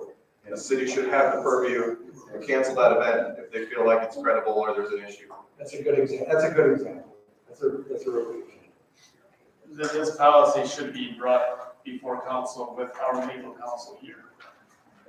And if we can get that onto the agenda, that is my recommendation. A future agenda, This I is a think it's part of- pretty heavy, it's gonna be a mind-numbing long exercise, I would recommend just tackling it on tonight. Okay. Let's get back. Okay. Yeah. No, I'm running an event. This is part of this. Well, this is part of it, and my discretion, Bill, and my discretion is just part of it. I think we're open to make. That's fine. You have that right to think that. But I think, these guys sound like they're to take responsibility. I agree. And, I mean, wholeheartedly take responsibility for what's going on New Year's Eve. I think some way we can work with them. If there's a problem, we'll never be able to play your game, right? I would agree. That would be a big red flag for any future applications in my book. Right? And I would stand by that 100%. Now, we're sticking our necks out here because if something goes wrong or if somebody doesn't get treated right, what Tim said, people are gonna shove up our, whatever. So, that's just another thing to think of. Well, depending on what direction the council decides to provide, if you're inclined to approve it, and again, that's your call, then we better thrash out every gory detail of the charges in that, or otherwise they'll be open for debate at a future council meeting. Because that's where we are. We're out of the admin management team realm into the elected body's going to make the decision. I'm not criticizing that, you got every right, but I see the door being open to. I think your recommendations are in our package. Right, and we can summarize that. So we have those recommendations before us as well. Or else they'll go. So, any further discussion? I know I said I was gonna wrap it up, we'd love to go a little bit longer.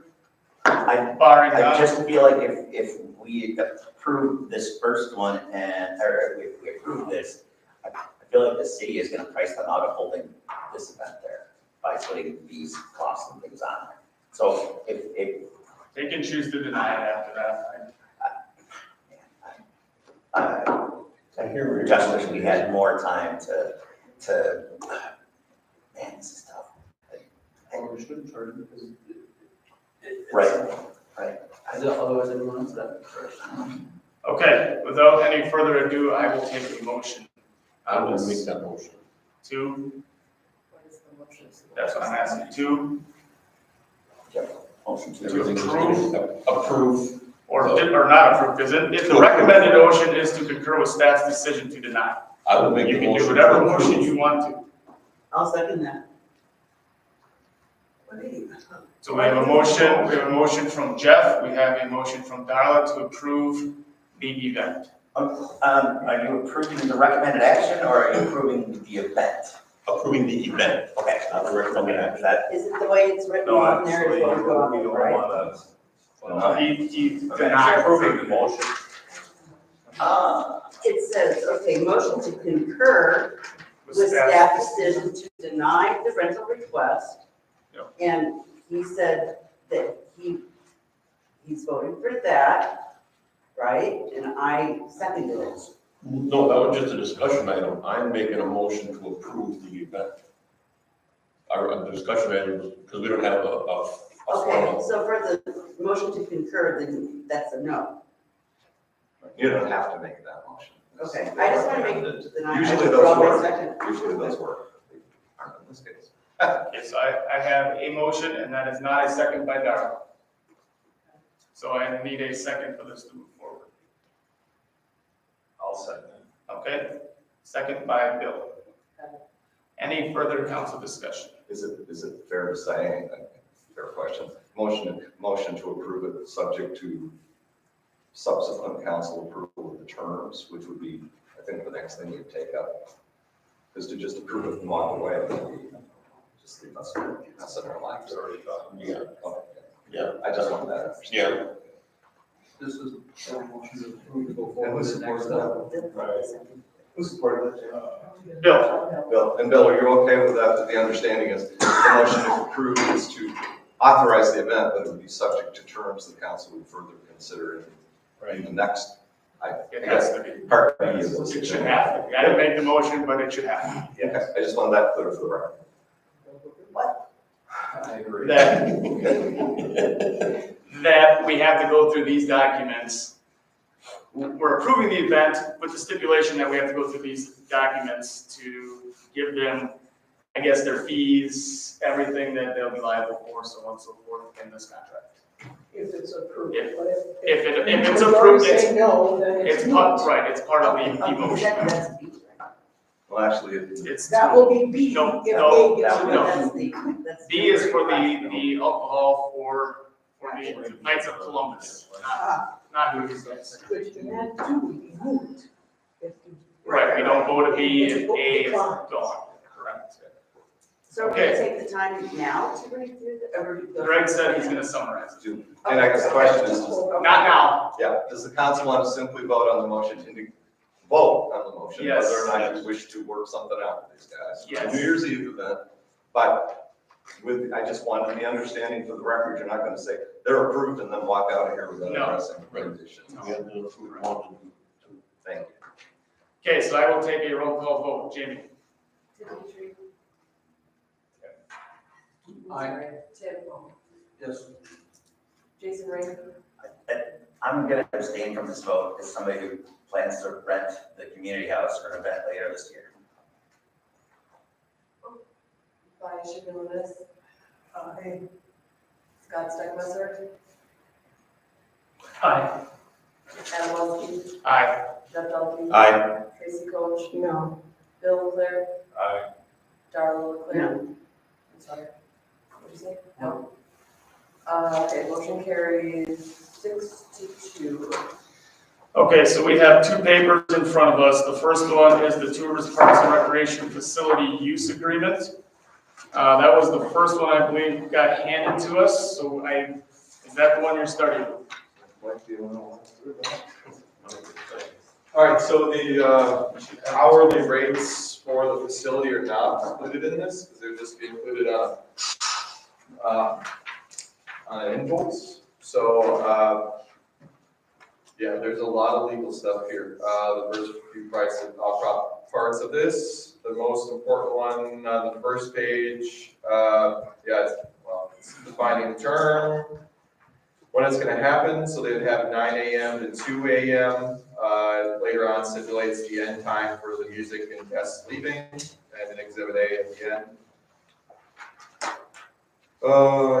Use of premise, there's a lot of stipulations about what they get access to, and that the city can restrict that, basically at any time.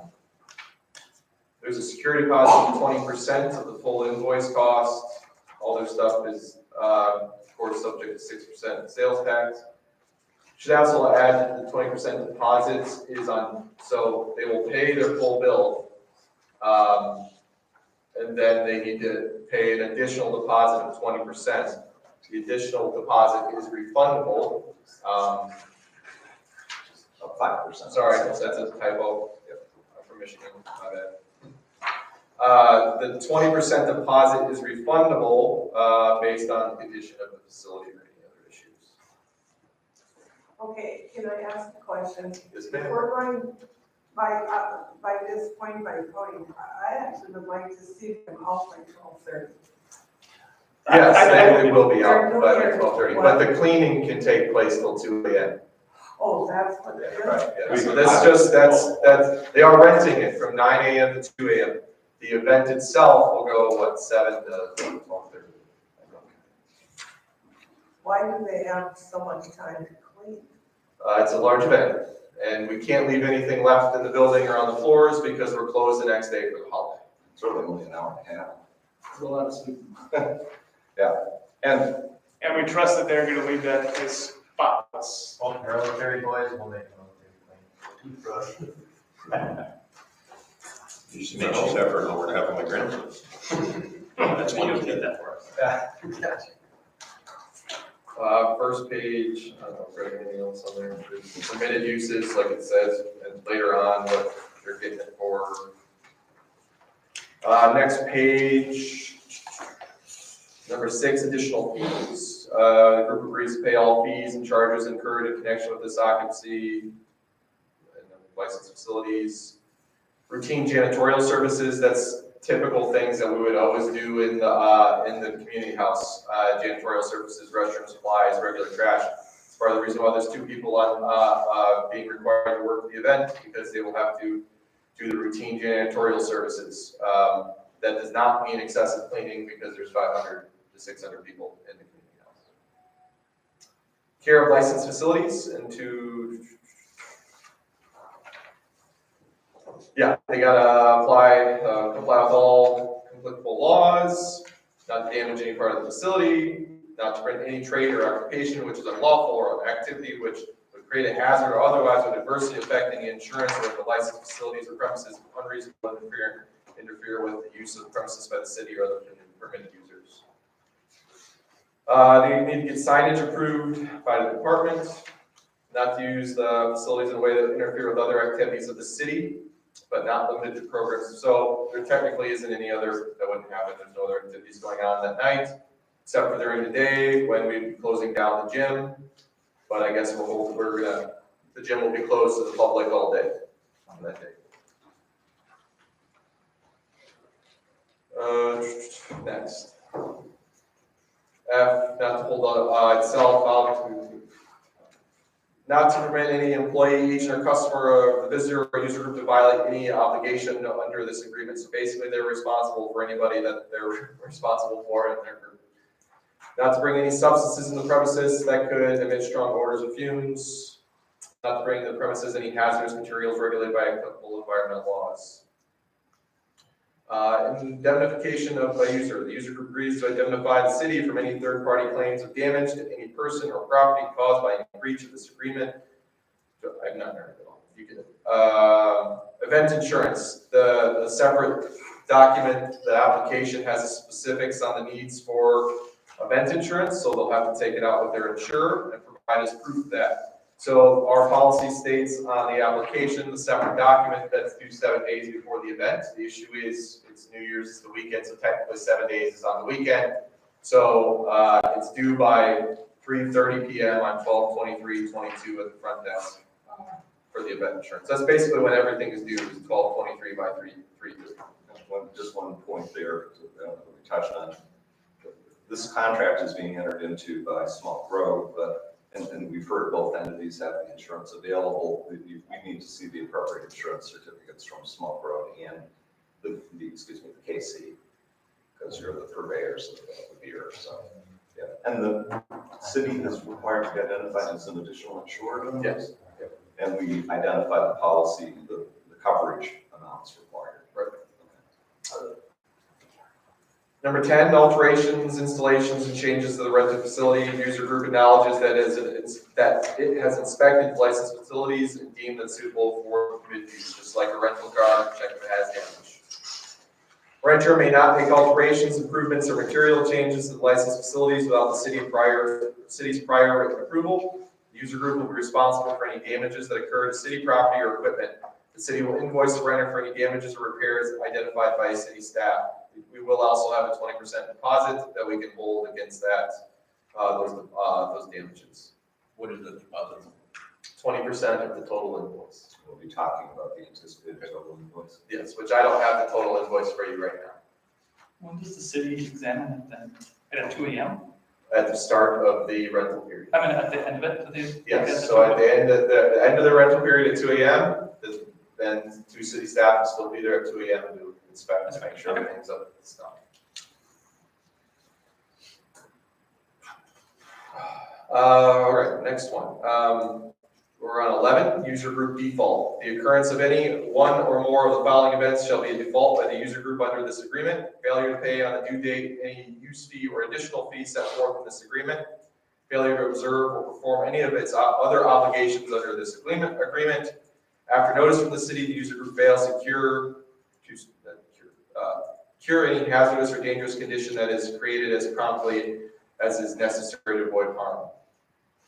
City of Two Rivers rights and remedies. In addition to all the rights and remedies provided for law or in equity, upon the occurrence of default, the city shall have the following rights and remedies. The city may terminate this agreement and revoke all rights granted under this agreement by giving the user group written notice. If the city terminates this agreement, as provided above, the city shall be entitled to recover the user group all unpaid fees up to the end of the agreement, as well as any additional sums provided for by law, including attorney's fees, or as otherwise provided in this agreement, for which the renter is liable, for which is agreed to indemnify the city under the provisions of this agreement. The city terminates this agreement and revokes the rights granted under this agreement as provided above. The city may exclude the user group from the licensed facilities and use or allow others to use the facility at its discretion. The city may apply any or all prepaid fees to satisfy in whole or in part any obligations owed to the city under the agreement. So prepaid fees is, the whole invoice which they'll have to pay up front and the deposit. The city may enter the licensed facilities and take such actions as it deems necessary or appropriate to address a violation of the safety and operational policies of the premises. Prohibition on assignment. The user group shall not assign its interest in this agreement. Any attempt by user group to assign a right under this agreement shall be void and without force or effect. Any permanent assignment shall not relieve the user group of any obligations under this agreement. We really need Jack to help interpret all of this. Right to use not exclusive. User group acknowledges and agrees that the premises consist of shared use facilities in which the city and other third parties have exercise rights of use. Licensed facilities are for the exclusive use of the user group only during the use period. The city retains the right to enter the licensed facilities as set forth in sections 12E of this agreement. Otherwise agreed in writing by the city and its agents may enter the licensed facilities on an ongoing basis for the purpose of maintenance, cleaning, and janitorial service. The agreement is revocable by the city as set forth in section 12. The city may enter the licensed facility at reasonable times and upon reasonable notice to the user group for purposes of determining compliance with safety and operation policies of the premise. Next, number 15, end of use period. At the end of use, yes. I might have some concern about that one, if you have to give like some kind of prior notice to entering your own facility. So that one, that's probably excessive over another one where it says we can just see it whenever we want to, so. End of the use period. At the end of the use period, user group shall be liable to the city for any repair or replacements necessary in order to return the licensed facilities to good order and condition. Reasonable wear and tear accepted. Relationship of the city and user group. Neither party to this agreement and none of the employees, representatives, agents, or independent contractors of the party shall be considered an employee, representative, or agent of the other party for any purpose whatsoever.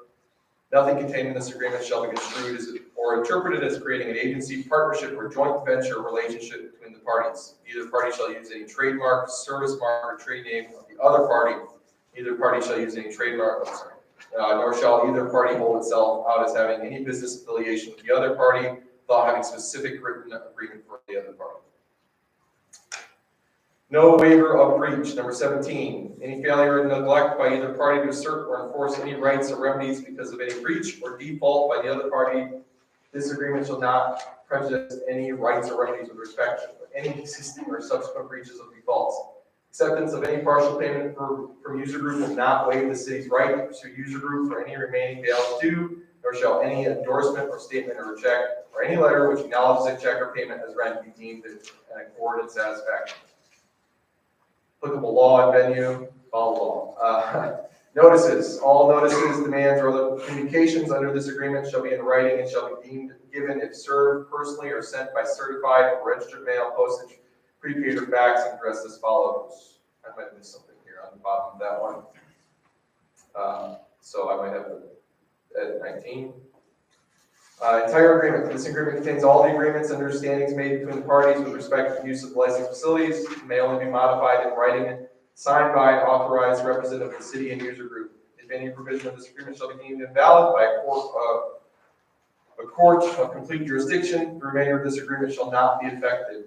The titles and article headings are inserted only for convenience and are not construed as part of this agreement. Limitations of remedies and damages. The city shall be in default of this agreement if it fails to perform any obligation of it under this agreement. And upon such default, user group may terminate this agreement by written notice. User group shall be entitled to refund of the amount of fees paid under this agreement. Sole and exclusive remedies for breach by the city of its obligations under this agreement. The sole remedies for the city's liability of any kind with respect to the transactions completed by the agreement. The use of the licensed facilities and all other performance by the city related to this agreement shall be the remedies set forth in this section. In no event shall the city's liability of any kind, including special, indirect, incidental, or consequential losses or damages, even if the city shall have been advised of the possibility of such potential loss or damage. Discrimination, number 22. During its use of the premises, user group may not discriminate on the basis of race, color, national origin, gender, gender identity, religion, age, height, weight, disability, political beliefs, sexual orientation, marital status, family status, or veteran status. Room for signatures. So Exhibit A, the next page is really starting to get into the nitty-gritty details. That is by me, so it's more comprehensible than lawyers. Number 1, full payment of rental invoice with all applicable charges is required by 3:30 p.m. on 12/23/22. Rental period will be from 9 a.m. 12/31 until 2 a.m. 1/1/23. Oh, that's wrong, 23. Event hours will be 7 p.m. on 12/31 until 12:30 a.m. January 1st. Music will end and lights turned on at 12:10 a.m. All guests and attendees will exit the building no later than 12:30 a.m. Representatives of the user group may remain until 2 a.m. to complete all cleaning and removal of trash. The user group will be invoiced for the cost of staffing the special event with 2 full-time Parks and Recreation employees. The employees will be identified by the department. The employees will be on site for the event to ensure terms of the contract are fulfilled. The park employees will be on site from 6 p.m. on December 31st, and there will be other people in the building for typical hours, but I'm defining 6 p.m. It's because that's when we close and the feeds start. So 6 to 2 unless their presence is required longer to. Correct. Yeah, the rates will be as follows: for $40 per hour per person for the time range of 6 p.m. to 10 p.m. $50 per hour per person for the time range of 10 p.m. to 2 a.m. The renter will be billed after the event for any additional time employees are needed to stay after 2 a.m. at a rate of $50 per hour per person. The user group will be charged for all special event equipment such as tables and chairs sourced from the Two Rivers Parks and Rec Department for the special event application. All those fees are listed in there. For the special event application, user group is required to secure a dumpster for the event. The dumpster will be placed in the community house parking lot next to the existing dumpster. For the special event application, the renter is responsible for providing event security through the Two Rivers. This one is really up to discretion of, number 7 is really up to discretion of the police department on guiding on what the level of security should be. That's how the application states it, that basically they need to go to the police department and talk about security. This one, you're gonna have some debate on because I wrote this earlier and Per the special event application, the renter is responsible for providing event security through the Two Rivers Police Department. Evidence of an agreement between the user group and the Two Rivers Police Department must be provided to the Parks and Recreation Department by 3:30 p.m. on 12/23/22. I would guess, Chief, you probably won't have a signed agreement just to have your guys on staff, right? Yeah, I would, I mean, I guess my preference would be maybe just a rewording of that we would be consulted about security and that there would be some, combination of agreement on what security would consist of, because they shouldn't, I mean, is that document just unique to them, or is this a blanket document that you just fill in the blanks? I'm filling in blanks here, So, but this is trying to be specific to this event, so I would assume that outside event security is going to be required for you guys and encouraged by you guys. If that's the case, then I need written, I need to see a contract or something showing that they're legitimately a real company, and there's an agreement. But it is required for this event. So is it for sure required, so like, obviously, our Rama just hires people to wear security shirts probably. They don't have actual security because I've been to it. So is it mandatory that we have to pay the security company, or can we hire staff to walk around that we? That's the discretion, that's the event application has it as the discretion of the police department. Okay. Yeah, I mean, we're not, when it comes to like Snowfest and other events, we're not delving into the weeds with them, where they got their security, and really as a matter of practice, we are running checks on all our security or anything like that. As long as you have a responsibility under the contract, and so if you hire people that have, criminal records and end up sexually assaulting somebody during the event, That's our gonna be a problem. responsibility. Yeah. But, we generally don't get that far into the weeds. So we don't have to pay the security. Yeah. Sounds good. Whatever that arrangement is with your security is going to be. Sounds good.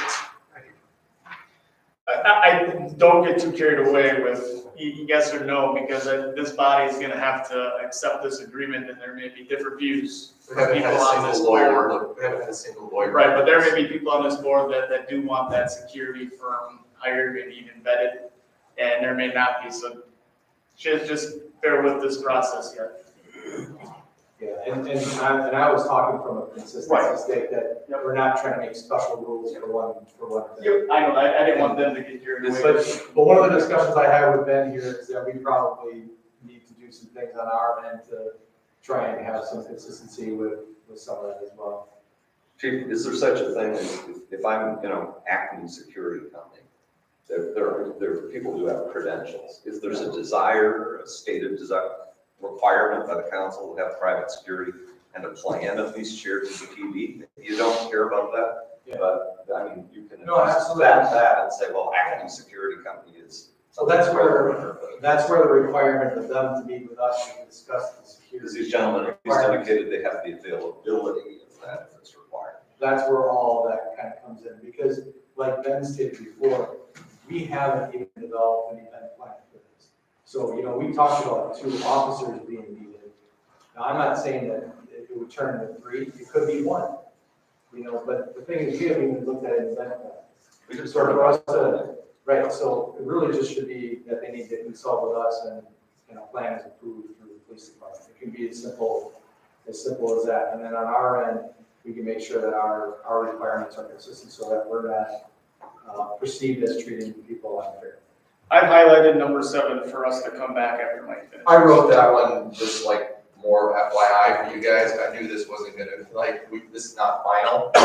So I threw in the estimation there on the police department fee, just so you guys would know. And if that does get applied, because we'd be billing it, it'd be included in the deposit amount of 20%. So I just threw that in there. All right, number 8, user group is responsible for leaving the community house premises to the same state of cleanliness as when they began the rental period. This will include, but is not limited to, all trash removed, floors mopped and swept, removal of any liquids spilled on the gym floor, completion of any cleanliness issues identified by the 2 Rivers Parks and Recreation staff working the event. Cleaning must be completed by 2 a.m. on 1/1/23. If this is not achieved, the user group will pay $50 per hour per staff until completion. The user group is permitted to leave event equipment on this gym stage area until 4 p.m. on 1/3/23. The gym will be open to the public during typical business hours on 1/3/23. The city is not responsible for the care or safety of any event equipment during this time period. The equipment is not removed by the designated time. Renter will be invoiced at the hourly rate for a typical gym rental. And finally, decorations. Please no confetti, table confetti, rice, no helium balloons, no uniforms. Don't damage the walls if you do so. We're gonna have some tacos or something. I don't think that. There's some contingent costs, but I guess I'd like to the extent possible to identify the costs. Yeah, I don't have I didn't quote the rental hourly rate here. It was, when I put together the staff time, the $40 and the $50 rates, and the hour rate, I think it was just over $1,000. But that did not include tables and chairs rentals, all the equipment rentals, because I didn't know the specifics of what they needed. The staff time for the base, 6 p.m. to 2 a.m. with the rates cited, of course it goes up at 10 p.m. Without having to be there past 2 o'clock is, $720. So you'd add to that whatever. About $300, I think, is the actual rental fee for our state account. So But that's not tables and chairs, additional equipment. That's only for the gym, and not other sections of the building. So you're looking at the gym, which would include, I believe, the staging area. The stage in the gym. Stage, gym, and employees at the rate identified in the document is $1,000. Just so you know, that's, again, that is before tables, chairs, anything else that falls out of that realm of that. There's other copies, just for every event that number? We'll get it. No. I'm doing the staff fees because I don't have attendance who normally staff events. I have staff, full-time staff on a holiday with double time. So, that's the reason for the $40 and $50 rates. Okay, so I did highlight a couple of these that I want to get out of the way right away, and then we'll open it up for anyone that has further ones on there. The one that I said that I was gonna bring up is a special event application, which is number 7 on the sheet, under Exhibit A. For the special event application, the renter is responsible for providing event security through the True Rivers Police Department. Evidence of an agreement between the user group and the True Rivers Police Department must be provided to the Parks and Recreation Department by 3:30 on 12/23/22. The estimated cost for the service from the police department is $2,000. This fee will be invoiced as part of an overall event invoice and count towards the 20% deposit requirement. And I'm just gonna go on this one, I'll start it and feel free to chime in. I would prefer that they do have a security, a professional security firm to handle this event. And is that the same as we do with all events? It's not, but we are on New Year's Eve. We are doing something that we don't typically do. And number 2 is we don't have a lot of time to plan. So that there's not a lot of good time for the police department to meet with Parks and Rec like they do for some events and get that plan underway. So I would advise that. I would make that part of this plan. I don't know that I would bill for the police department. That I would say no on, but definitely I think they should have a qualified firm for the security. And it sounded to me like Chief doesn't get too involved in that. So maybe some of that top line where they have to go through the tourist police department may have to be tweaked for what the police department actually does and what the agreement here is saying.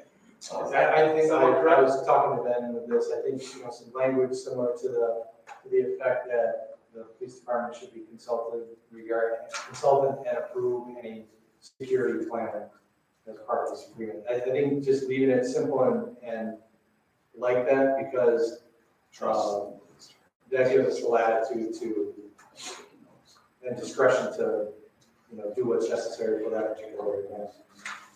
And then as a matter of staff, we have discussions that this particular one requires some qualified paid security, then that's what's necessary in this particular circumstance, and that's part of that approval of the police department. So instead of handcuffing us, no pun intended, and locking us into a specific set of guidelines, you leave it open enough that they are required to consult with the police department and have approval of a security plan through the police department. That gives us the discretion to do all the things that you're talking about. That is also in line with past practice and consistent with what we've done. Would you like to define a date? I think the 23rd is a little soon. That gives you a week. Well, if they can make that all happen in a week, that's the kicker. This is not something that is necessarily, I guess, part of 7, but something I shot over to Greg is that I think the insurance should be due 12/23/22 as stated in the agreement. But I think the contract should be signed with a 20% deposit non-refundable due 12/16/2022 this Friday. So that gives our police department a chance to review a plan, and that gives our rec department time to find the staff, not that we hold out and the 23rd comes about and then we're scratching at the last second to put it together. Or we put it together and then the event gets scratched by the event holders and then we did all the work for nothing. Just. So you're saying a 20% down payment? Right. Not an extra security No, deposit? not an extra. I think that should be due with the contract. Our typical policy is it's full payment up front, within 30 days of the event. Okay. It's our typical policy, So paid in full. paid in full, and we're within that, and so that's why I'm saying paid in full. And then there's an additional 20% deposit that is refundable. Okay, that's fair enough. So that would be the full deposit, as it is with all events, because that is correct. And then a 20% that would follow that when you turn that contract in, and that would not be refundable if you bail on the event, would be refunded if everything at the community house is returned in the fashion in which you found it. The rental fee and the security deposit get paid up front. Yeah. Yeah. You bail on the event in terms of not showing up, you probably get your security deposit. Yeah, you get your security deposit back. Okay. So that was my idea as it pertained to 7 and as it pertained to getting stuff into staff in a timely manner to allow them time to prep, get employees in place and a plan in place. And the 20% is non-refundable based on the fact that they will start that work. So if you decide later on that you don't want to do the event, for the time that they have invested, we would keep that security deposit. Agreement by 12/16, and understand that. Agreement and payment by 12. And 12. Agreement and payment by 12/16. Yeah. So technically, we're editing number 1, exhibit A to 12/16, from 12/23 to 12/16. And that reference plan by the private security company, PD by 12/23. 12/23. So, That's the insurance. insurance and the security plan. That do. The security plan, right, but we want the police department to be able to start working on that prior to the Yeah, I think, an initial Getting contact, staff. but I don't think there has to be a concrete plan in place on the 16th. Yeah, Normally right. That's a little bit back and forth. Yep. Yeah, because they'll be contracting and figuring out who's actually doing the security, what the availability of their security is, and we'll just be in constant communication about that. But you can start your plan and start the process of making sure you have adequate staff. We have I think a foundation. we can have it figured. By accredited security, we are talking about a licensed company with bonding and insurance, correct? That's what I'm looking at. In this case, if that's what your suggestion is, That's what we go with. Yeah, I'm ignorant on this. I'm assuming, man, if you got licensed as a private security company, there'd be some requirements for bonding. I don't know how it works with the sheriffs, if they are bonded in that, but I would allow that as well if they are So not. that's different, because they're actually sworn on. Okay, so I would be okay with them as well, and we should make sure we're clear on that. What is the exact name? Sheriff's Reserves? Reserve deputy. We would also be okay with the sheriff reserve deputies, in my opinion, as I present this, because they do security, they are sworn officers. Dylan Austin, we would be fine with reserve deputies from the sheriff department in lieu of a security company. You'd have to contact the sheriff's department. So we can talk to you by 12/23 to decide whether we do security or we go to all guys. We want to have it in place by 12/23. Who's doing what? Initial plan is to be some initial plan by the 16th. So you're saying as another option, we have a choice to go through? Okay. Perfect. You're not locked into private security. You could go in the sheriff's department. Or deputies, you said? Yeah. They are deputies. Oh, okay. The reserves, not the city. Yeah, the sheriff's department has reserve deputies. They are sworn officers. They're not private security. You pay a fee to the sheriff's department for those deputies. And you contact them to get all those details about availability and cost and numbers that, again, we would have communication about. And if you had sworn officers, I would say, you could do a mix. And you could have volunteers watching entrances and exits, and you could maybe have a reduced number of reserve deputies. If you're talking about private security, then you probably want more. Yeah. You know what I mean? Because you got sworn officers that are trained to officer level and have a capability that your private security does not. And I assume that, Close communication. that public entity, they're gonna say how many people, they're gonna walk into a situation where they feel they're understaffed. They're Correct. gonna use their judgment. Does anybody, see we are adjusting that, does anybody on council have heartburn with that as presented? See changes fit positive or negative? Otherwise, we will make those changes to 7. I think they're fair changes. I think they're prudent on the city's part to make sure we are protecting the city. I'll see what, if those guys are happy with it, I'm happy with it. Okay, so then we are good to go on 7. Does anyone have any heartburn with anything else that's on 1 through 9? I also would point Oh, out, sorry. I just would point out there is no cancellation policy because we're too close to the event for a cancellation policy for our normal policy. So we keep it on 12/16/2022.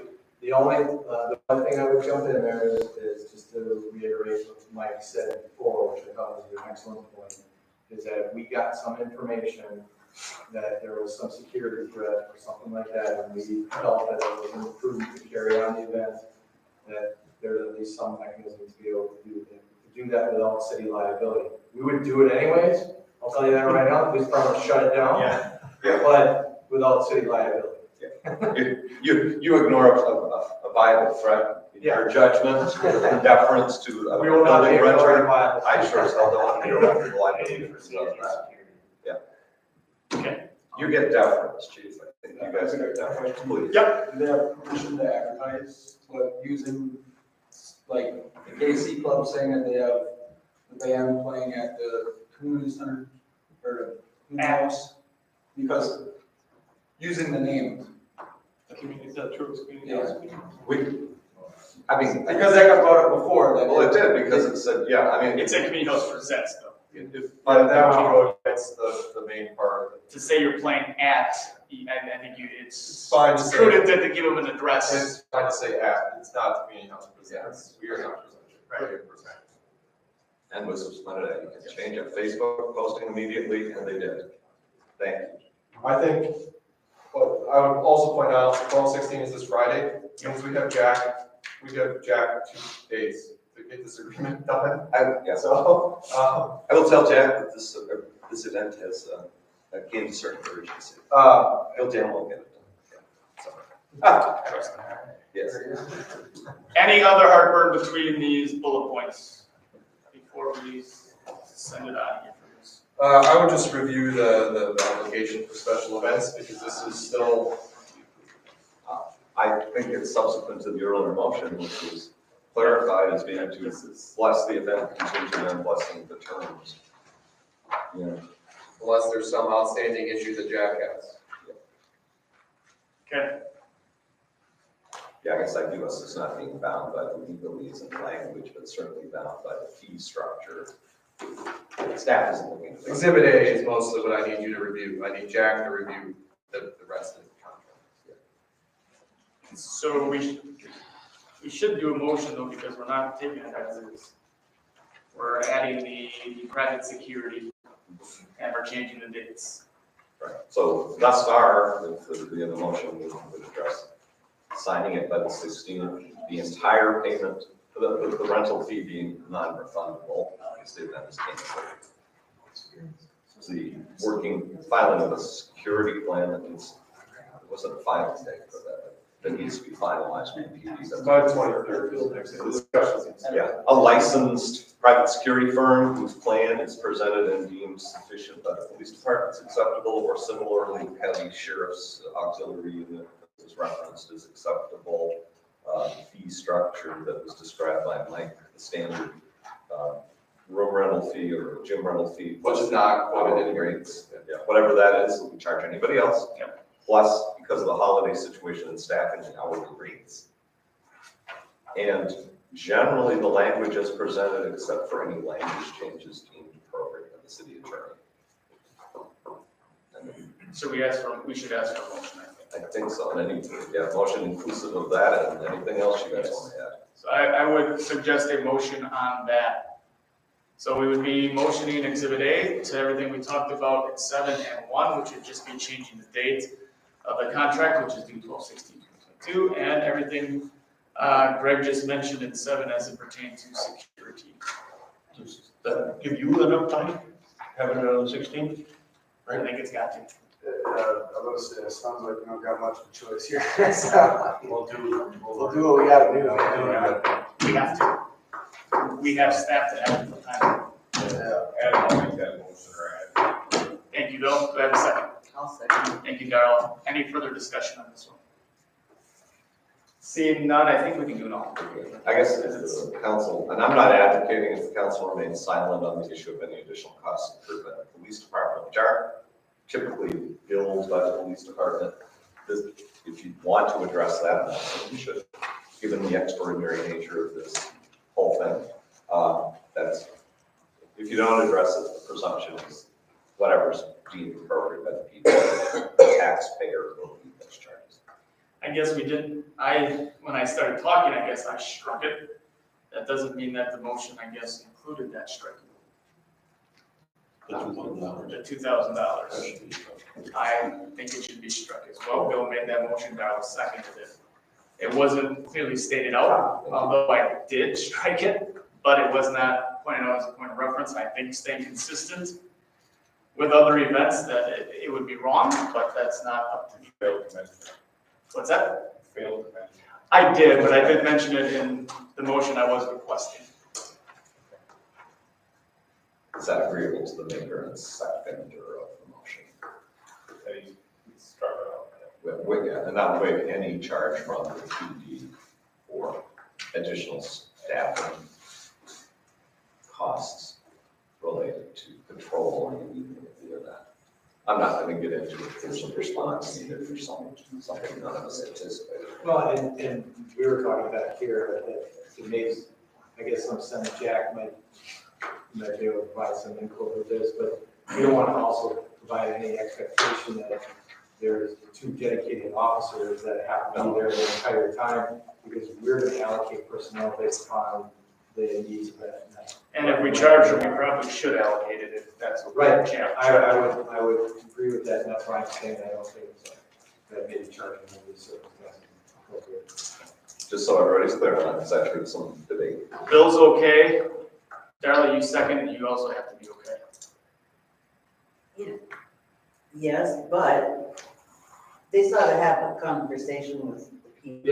Yep, they do have to have a security plan in So we really place. don't know if we're gonna need them to be on premises or not. Well, Chief just kind of said that they won't be dedicated. Yeah, I mean, Will not you be. gotta- But I mean, if they don't secure other security. They have to, otherwise this is. Otherwise, okay, This is so void. it doesn't roll over on Correct. our back. No, Okay, no, all right, I'm good. we will not eat that. I'm sorry. The other thing I just want to double mention is there's food. The application does have maybe health code license, whatever licenses, depending how they're serving food. I don't know how they're serving food. If they're keeping it hot or keeping it temp, they'll have to have a health license to us by the 23rd as well. Or if health department says it's prepackaged and you don't need anything, just provide evidence. Yeah, I don't know what you guys are doing for food, but if you're holding that temp, yeah, we'll talk to the health department, please. Okay. You get it to us by the 23rd. And we're also assuming you're not renting a warming kitchen or anything other than the gym. Yeah. Okay. You get the restrooms with that, by the way. Okay, with a motion and a second, all in favor indicate by saying aye. Anyone opposed? I'll abstain again. You catch that, Jamie? Thank you. Okay, that brings us to the last part of this, which is an application for a temporary Class B retailer's license from the Knights of Columbus for Smoke Road New Year's Eve party, December 31st, 2022 to January 1st, 2023 at the Tours Community House Gym and Lobby, 1520 17th Street, Two Rivers. Recommended action is a motion to approve the application and authorize issuance of the license contingent upon council approving the event rental in item 4A, which we just did. Looking for a motion for the license. I will make that motion. Thank you, Jeff. Second by Scott. Council discussion. I think, Tim, you said something about. Yeah, so just as a precautionary, should we have them apply for a noise variance? Even though it's winter time, but you never know that woman or there could be a breeze. Down. Dog could be upset. Well, hopefully the sound doesn't carry over to the east side. But you know, there is a lot, I think there is a louder threshold in the downtown area because it's considered a business district. But I just thought Not that residential. Good point, good point to bring up. cover your bases. So, Any other further discussion?